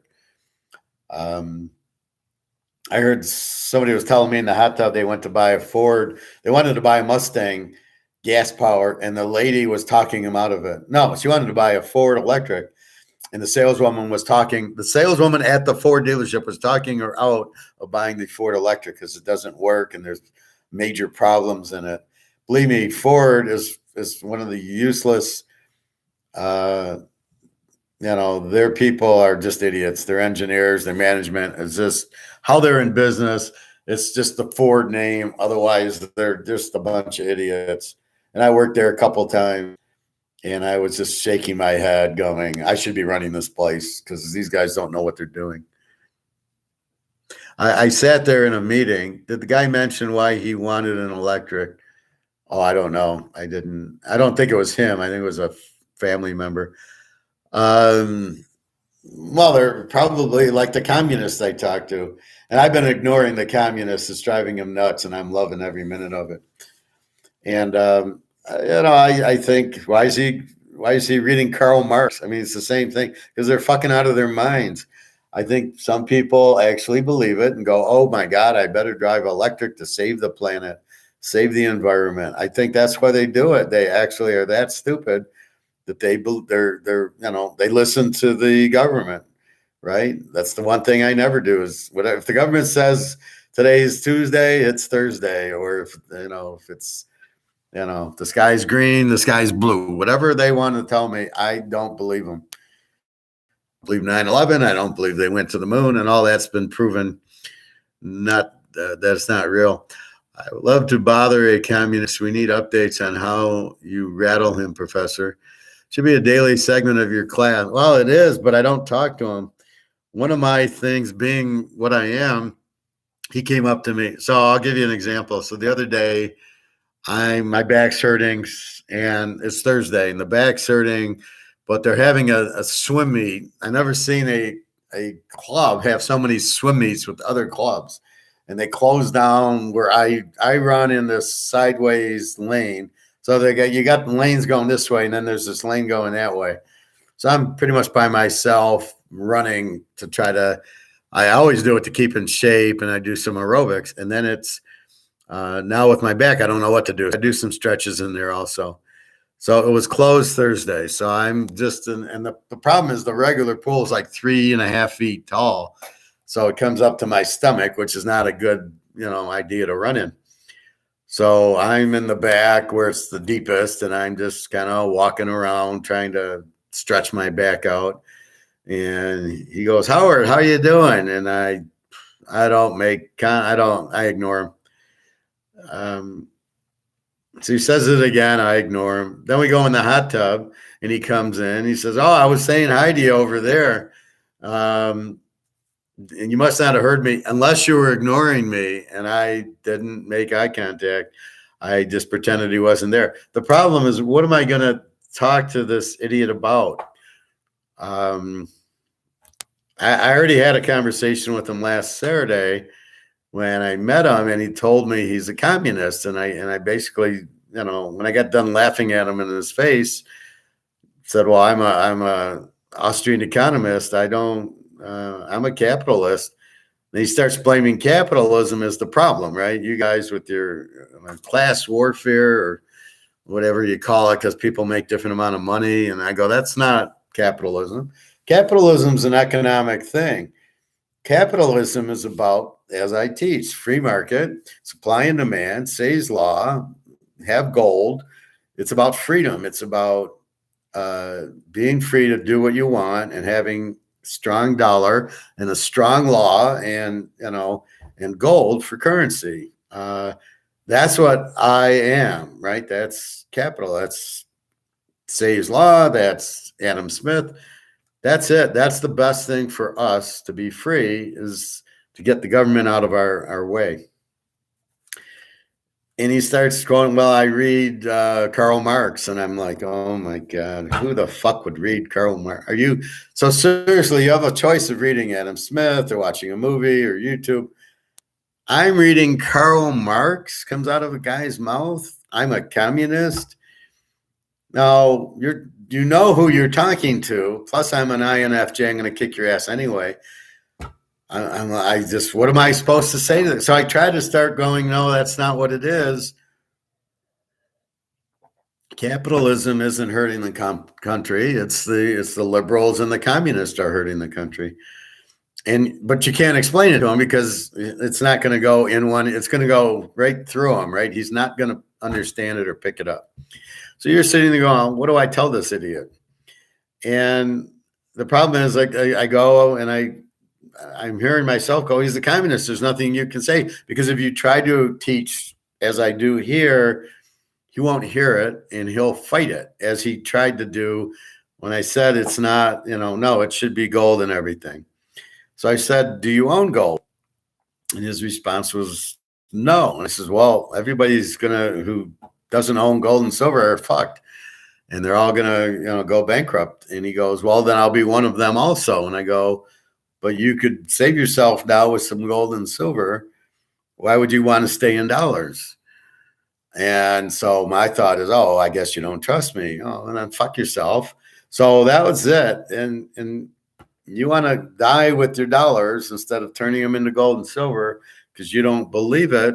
Well, there's nothing I can. That's it. I tried. I try to help people. That's what I do. That's my personality. I'm very psychic, very intuitive. I read people very well and I try to help them. You're a communist. There's nowhere to go with you. I can't help you because you're stupid enough to be a communist and read Karl Marx. What the fuck? I mean, what is that? So where do you go with this person, right? Here, if you don't like what I'm saying, you leave the class and go, well, this guy, I don't agree with him, and I'm wasting my time. And that exactly. But you come because you want to learn, right? Okay, I know you guys want to learn. That's why I'm on every day. And with him, what am I going to go with them? Buy gold? No, I won't. Okay, you're a communist. Why do you listen, Carl? And he kind of made it. His reasoning was the owner of the company wants all the money and won't pay the workers. So he did a quote out of Karl Marx, which I kind of knew, which was like something about the worker. Like you're trying to help the worker, get the worker rich so everybody can make the same amount of money. Bullshit. And I'm going, we all have different skills. I'm going to make more than a guy at the grocery store, but I'm not going to make as much as a doctor or a lawyer. And the owner of my company isn't taking all the money. There's all these people on salary. So you obviously know this guy's never worked a day in his life, because if he worked at a place, at a normal business, you worked at, you work at Tesla. Okay, yeah, the head Tesla guy's making a lot of money. Maybe, I don't know, if the company doesn't do well, is he going to make money? Zuckerberg just went broke because Facebook was going under. But you hire all these programmers and finance people and HR and all that, maintenance, and they all make money. So I'm like looking at the guy, what are you talking about? People have a skill set and they make money what their skill set offers. The higher your skill set, or the more in demand your skill set is, the skill set, I'm going to pay this. So that's the skill set I want. Now, can I get it? I don't know. But here's my skill set, and this is what it pays. It's not zero. It's not the owner keeping all the money. Yeah, he wants to make as much money as he can, which is fine, because I want to work for somebody like that, because then he'll be smart in advertising and marketing, and he'll make us more money, and then I'll get a raise and a bonus. Okay, that works for me. So that's really where am I going to go with this guy?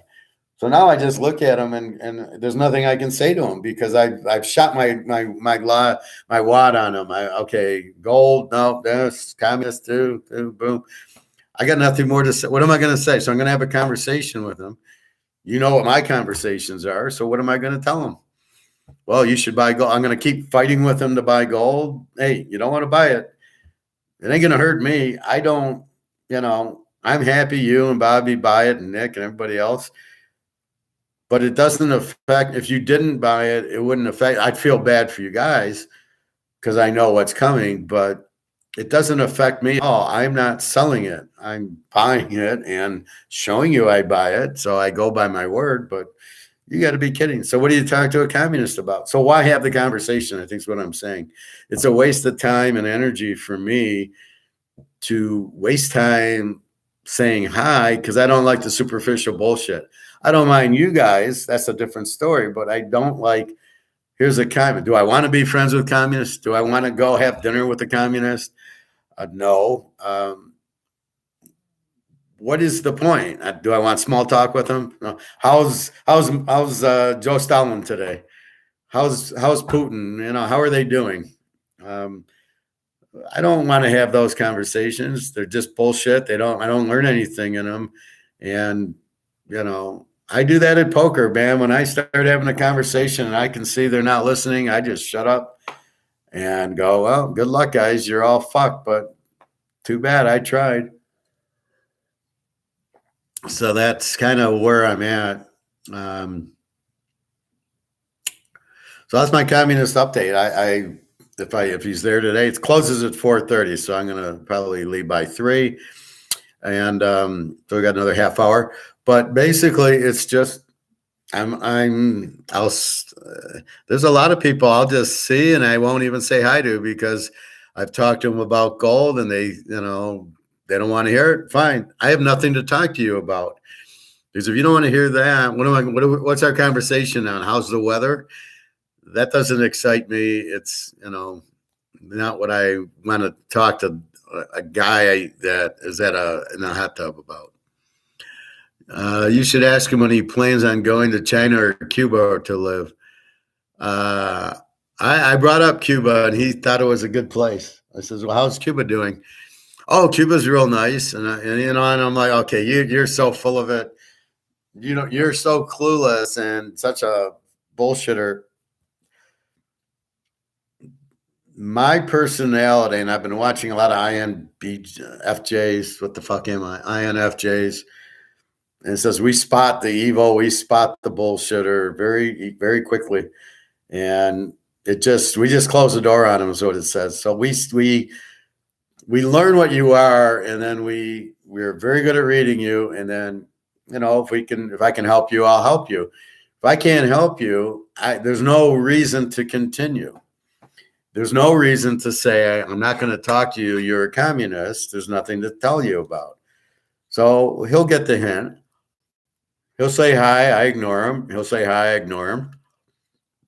Hopefully he's done talking to me. And it's like the guy who's in the hot tub who was getting married. So I asked him, why are you getting married? And he couldn't answer the question. Well, I love her. Well, okay, but why are you getting married? And so he doesn't talk to me anymore either. And then I see him with his future bride, and there's not much to look at, right? She's not like a hot Russian girl or anything. And so I just kind of laugh inside, going, "This is your wife. That you're not going to cheat on her. You're not going to see a cute waitress and want to go with her." So again, and I don't really see love when I see the two together in the hot tub. So I just sit there and, so him, I don't talk to. I just walk by. I do that probably with half the guys in the hot tub now. I just kind of walk by him and go, loser, loser, loser. It's hysterical how stupid people are. And so I just kind of ignore everybody. Once in a while, some lady will come up to me, like at the coin store, and she'll say, oh yeah, how's the gold coming? And, I would have talked to her. And so then I'll talk to her. Then it's like, okay, I can help somebody, but the other people are like, you are worthless. One guy, he's all fat and he's got these things for diabetes, for insulin resistance. I said, I'll get you off of that. This is what you need to do, because I did it, right? And I don't have those things and I don't have diabetes anymore. So it's all it is high blood sugar. So if you lower your blood sugar and you fast, guess what? Your blood sugar goes back and you don't need insulin. Putting insulin in your body is ridiculous anyway, because your cells are full of sugar. They can't take it anyway. It's just killing you. So I have this conversation with this guy, and then I see him a couple of weeks later and he's still got the things on. He says, I told you what to do. He says, well, I talked to my doctor and he recommended against it.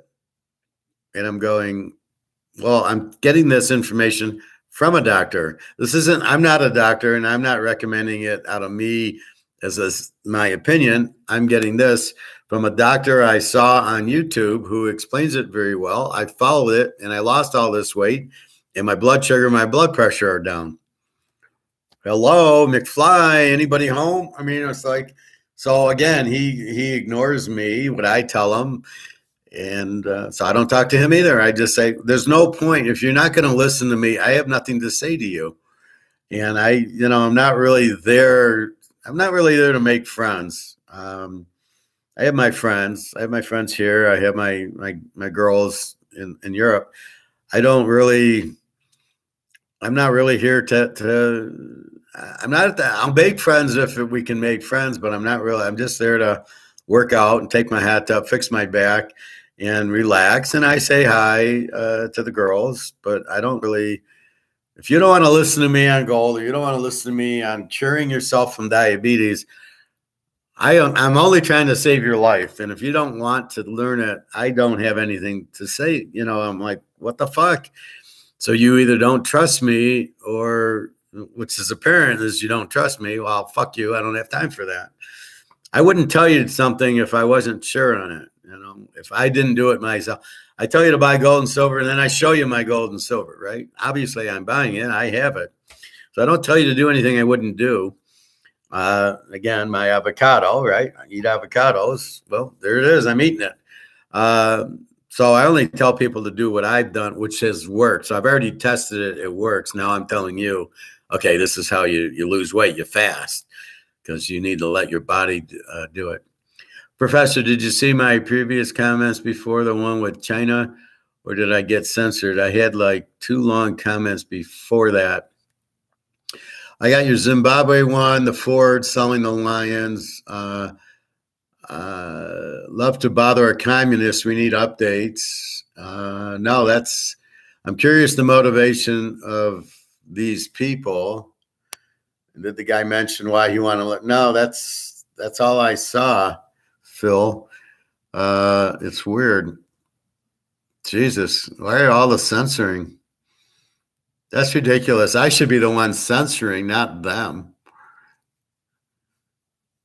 Well, it's frustrating is you're writing something, I want to read it and comment on it, and I can't even see it to comment on it. Obviously, you want to comment on it. That's why you're writing. So I don't want you to waste time writing something that doesn't get on here. That's bullshit. So I don't like that. But try writing them again in a different way and see if we can see them. But that's the biggest struggle. There's so many misinformations out there, even in the gold. There's buy gold, don't buy gold. There's paper gold and physical. That's the bottom line. And if you've got to understand the difference. And these guys who are talking that gold's going to go down are talking paper gold. They don't even know there's 2 different systems. And they don't realize there's no physical gold price. So when it comes out, it's going to be huge. They don't even realize that. They think the physical gold, or a guy at the pool thinks that, well, it's supply and demand. I go, but gold's not supply and demand.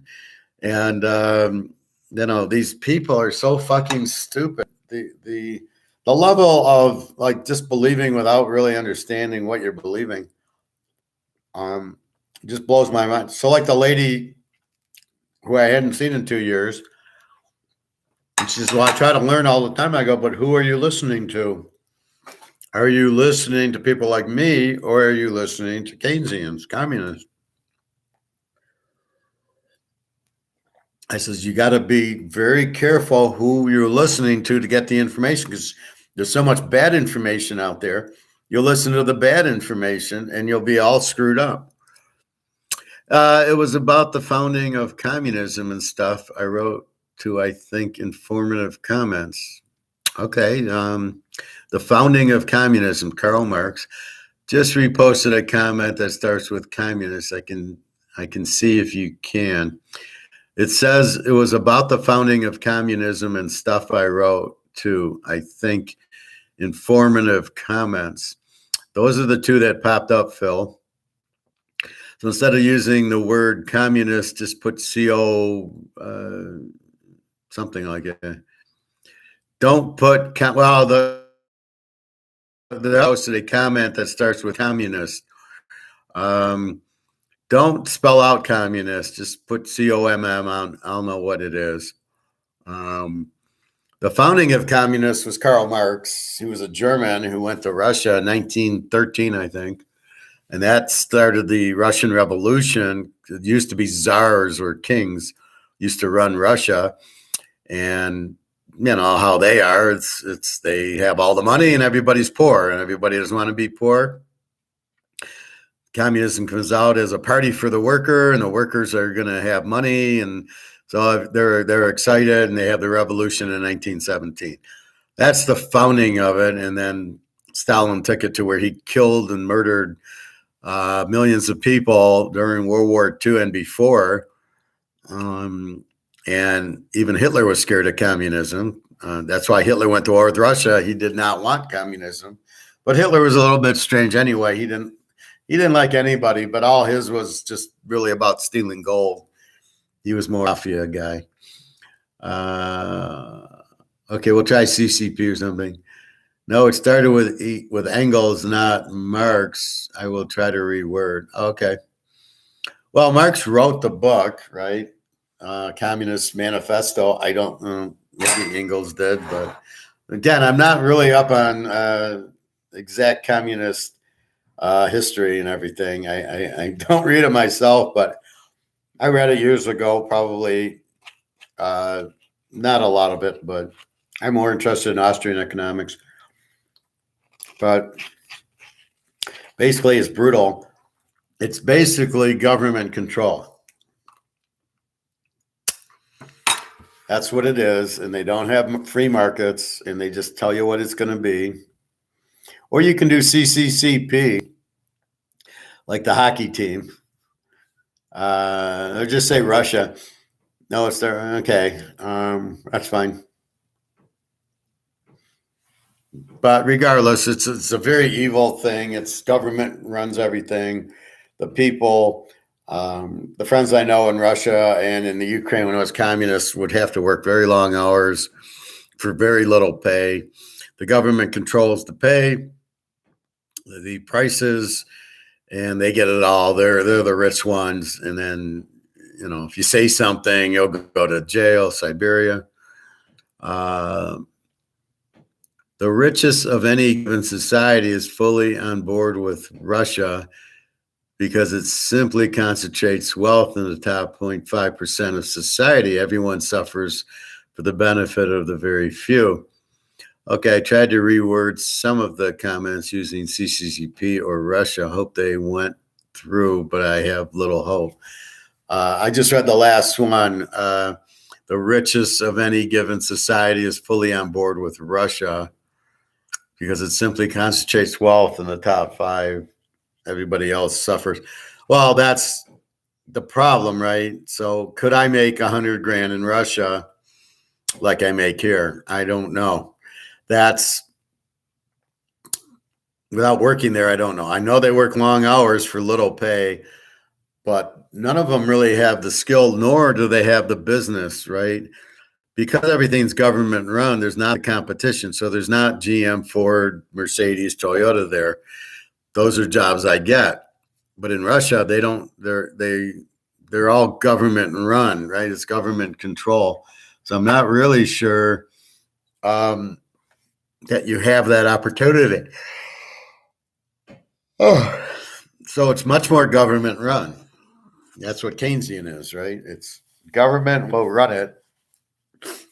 They take away your competition, and well, you can always substitute out of Coke into orange juice, but there's really no competition. They come out with government run. Oh, it's like Canada. It's government run liquor.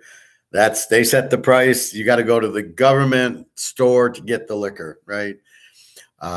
So that's what they do in Russia, only to a broader spectrum. Like, I don't know if there's different grocery stores there or one. I know there's a McDonald's, but now they've changed the name because of the boycott and the sanctions.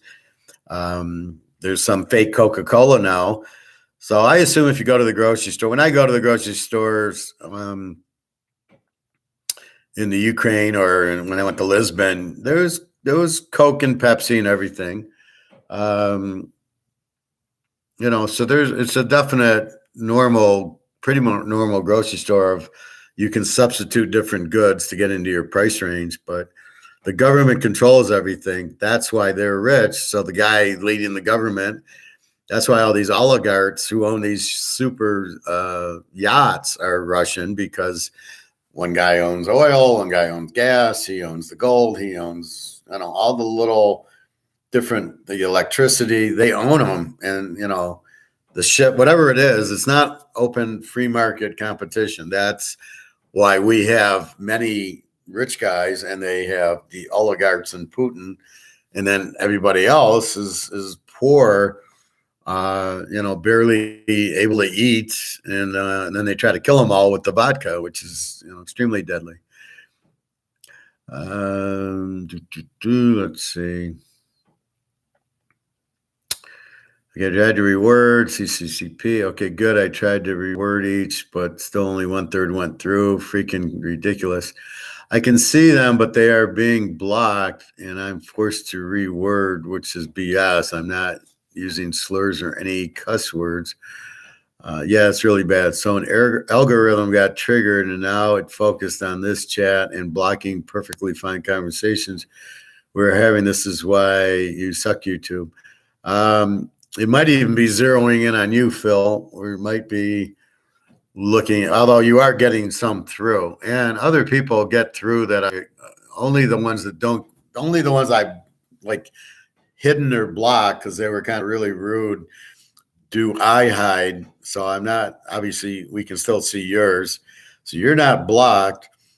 There must be some wording in it for some reason that you should email them to me. Get my email on Teaserking and email them to me, and then we can talk about it that way. But yes, very much focused on me. I have suspected that for a while, and well, it is what it is.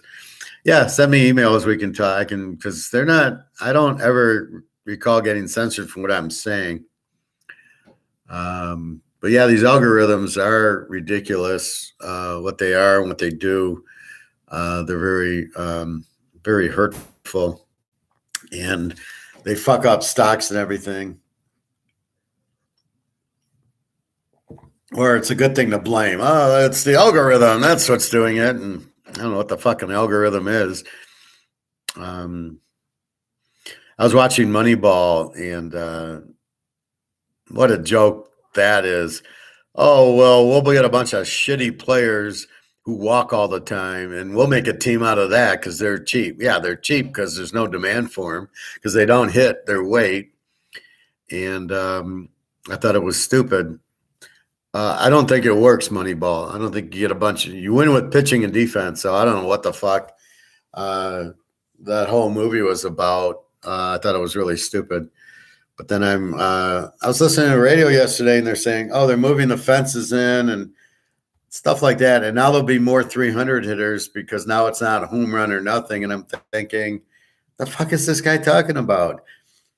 You could have had 300 hitters. I mean, you could have had singles hitters or doubles hitters who hit 300, like Clemente. Like, what the fuck are you talking about? You only wanted home run hitters? That's why everybody's hitting 120 on the Tigers? I mean, the whole conversation made no sense.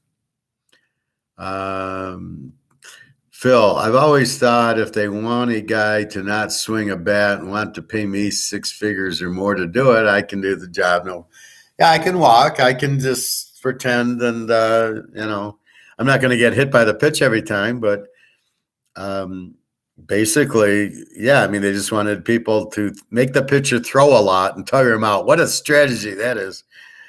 I used to coach my daughter's fast pitch. She was in 7th grade, so she was 13. And so we'd have 12, 13, 14-year-olds on the team. And I'm the coach, and there's one hitter, really good hitter. So I bat her lead off. And she kept getting hit by the pitch. And she'd stick her leg out, and she had this big padding, like a ring post in wrestling, on her leg, right? And she kept getting hit. I wasn't in on the gimmick, so I kept saying, Kara, what the fuck? Why do they keep hitting you? And I couldn't figure out that she was doing it on purpose to get on base. And then she was fast, so I'd have her steal second. So every time she got hit, it was a double. But I was like, why do you keep getting hit? And then I got to the point, okay, first, dude, I want you to hit. I don't want you to get hit by a pitch. I want you to line a single to left center or something. I don't want you to get hit to get to first. If I got second and if I got a runner on first and second, I need a double from you, not to stick your leg out and get hit. Aren't you a good hitter? Like, what are you doing? You're not. I want you to hit. And it was just, and her dad was in on it, and I'm like, thanks for telling me. And then what the fuck are you doing? Why would your daughter stick her leg out to get it hit on the pad, to get hit, to get on first? She's a good hitter. Let her fucking hit. Like, what are you doing? So, back to that point. So I'm not going to wear a football jersey and get hit by the pitch. But the whole thing is that's why baseball is so bad right now. You need your 300 hitters. So when I look at a lineup, when I'm analyzing baseball, I look at a line. The Tigers lineup has 6 hitters under 200. Then they had a few hitters, and that was it. And Cabrera was one of those hitters under 200. They had a couple of 270, 280 hitters, and you wonder why they come in last place by 80 games every year, right? Well, when you don't have anybody who can hit the ball, I got that you're probably not going to win too many games if you can't get any hits. You can't just walk and hope the pitcher, gets tired. And that's the problem with the pitch count, right? You're pitch counting it. And so as soon as he reaches 100 pitches, you take him out. Well, so we'll hit a bunch of foul balls and walks to get him to his 100 pitches so we get him out. So you know what I would do against a team like that? I would bring in my bullpen and say, okay, fuck you. You wanna do that? You're not going to face my best pitcher. How about that? My 8th pitcher is going to start and pitch 6 innings, and we'll build the lead because you guys won't hit. Then I'll bring in my starter to face 6th, 7th, 8th, and 9th innings. Do you remember Chase Utley? Yeah.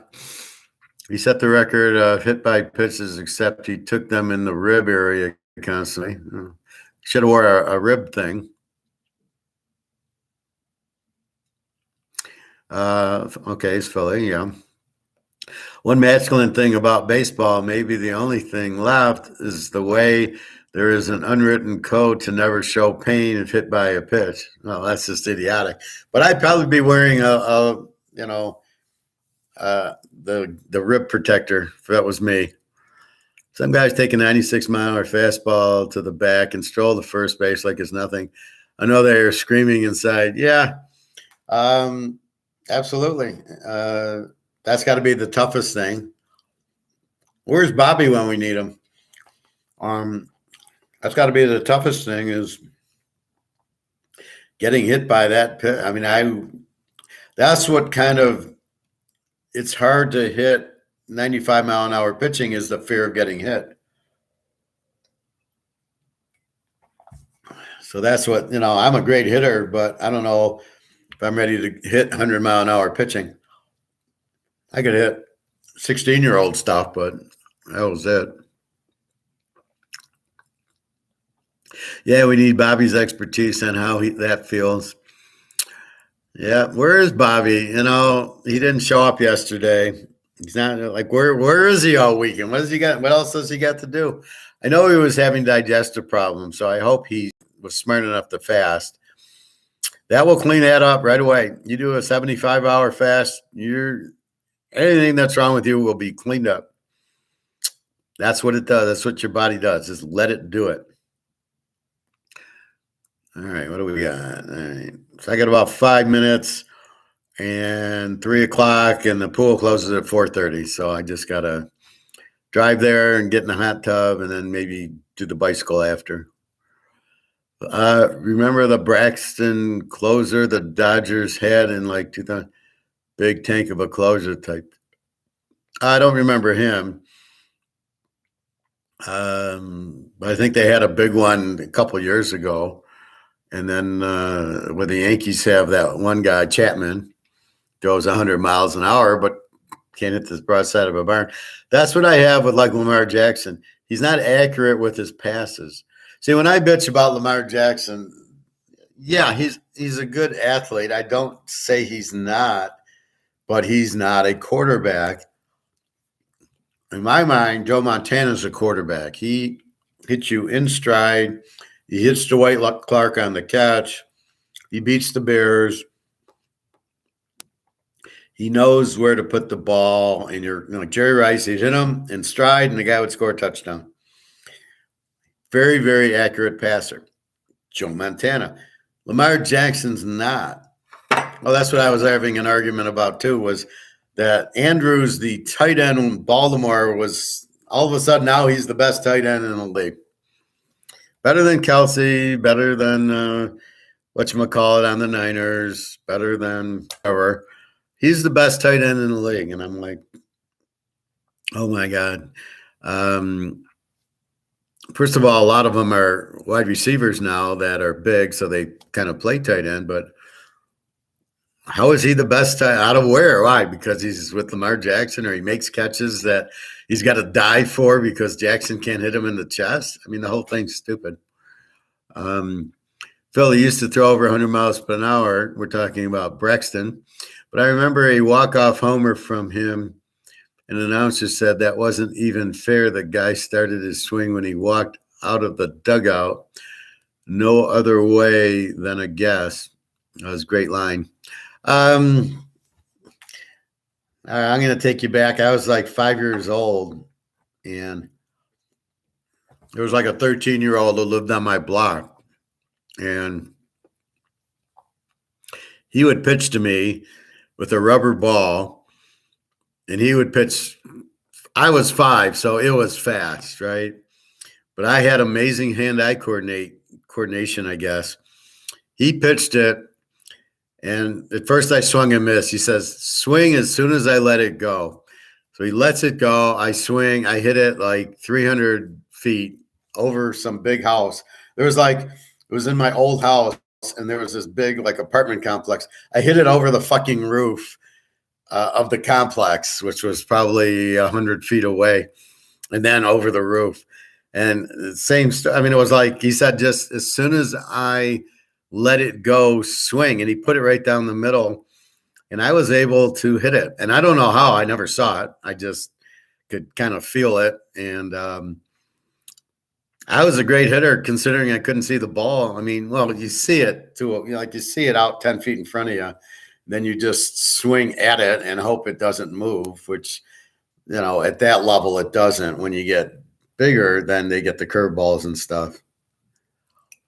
But, yeah, same thing. As soon as he let it go, little 5-year-old Howard just swung, and I crushed it.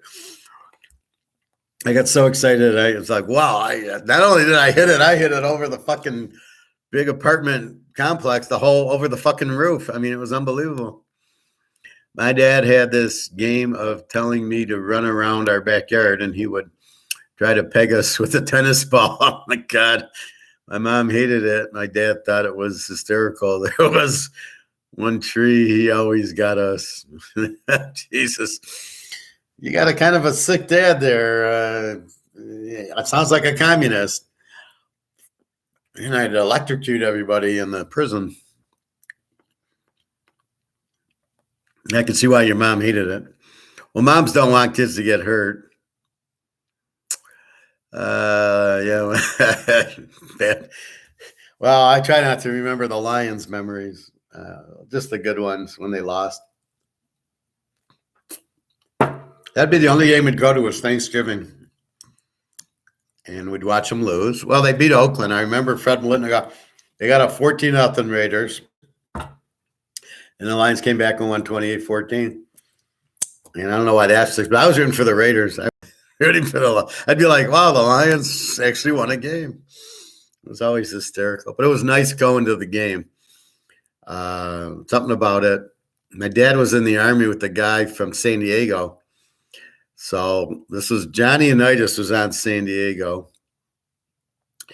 And we were able to get in to see the practice at Tiger Stadium. That was kind of cool. So we're just sitting in the stands. And now the guy who knew who we said we're Mel's sons, and he was cool with us. And I don't know that we got autographs, but we could have if we wanted to. But, here's San Diego, Johnny Unitas, and all those guys. It was kind of cool. Just to see the practice was really cool. But that's what I miss about Tiger Stadium. I mean, it was all grass, and it was a good baseball stadium. But I don't go to Comerica too much. And really, the prices are just, I'd rather not spend it. See, I'd rather spend my money on gold and silver or go meet my girlfriends or go to Vegas. I don't really want to go, I'll go to a Tiger game and spend $200 to watch a bullshit baseball game. I don't get it. No, I don't want to waste my money. Let's put it that way. So if I buy gold and silver, I'm not wasting it. If I go see my girlfriends, I'm not wasting it. Or Vegas, it's cool. Or I usually go for football. I'll hopefully go this year. We got to see what's happening, if there will be a Vegas or not. I mean, this is like Twilight Zone is. What's going to happen in the next year when the money collapses? I assume they'll come out with new money and it won't be a big deal, I hope. But I do know the gold and silver will go through the roof. All right, family, it's 3:00. I'm off to the pool because they close at 4:30, so I got to get there, get in the costume of my swimsuit, and then soak, and then do some workout. And I don't want to go too late, so I'm going to go. Hamburgers for dinner. I had Chinese for lunch, and I got all my salads. So anyway, have a wonderful day. Enjoy your weekend. I'll see you tomorrow. Thank you, Phil. Yeah, right now it's pretty open. I'll look for football to talk about, but really there's no games to go over or look at the Super Bowl. So we're coming up with this, whatever you guys want to talk about, and gold, the economy, some poker, and hot tub stories and stuff like that. All right, everybody, www.teaserking.com. You can get my email there if you want to email me. Otherwise, have a great day. Have a great weekend. Enjoy. Buy your gold and silver, please. Protect yourself, and stay away from the carbs and the sugars. All right, everybody. Have a nice day. Thank you.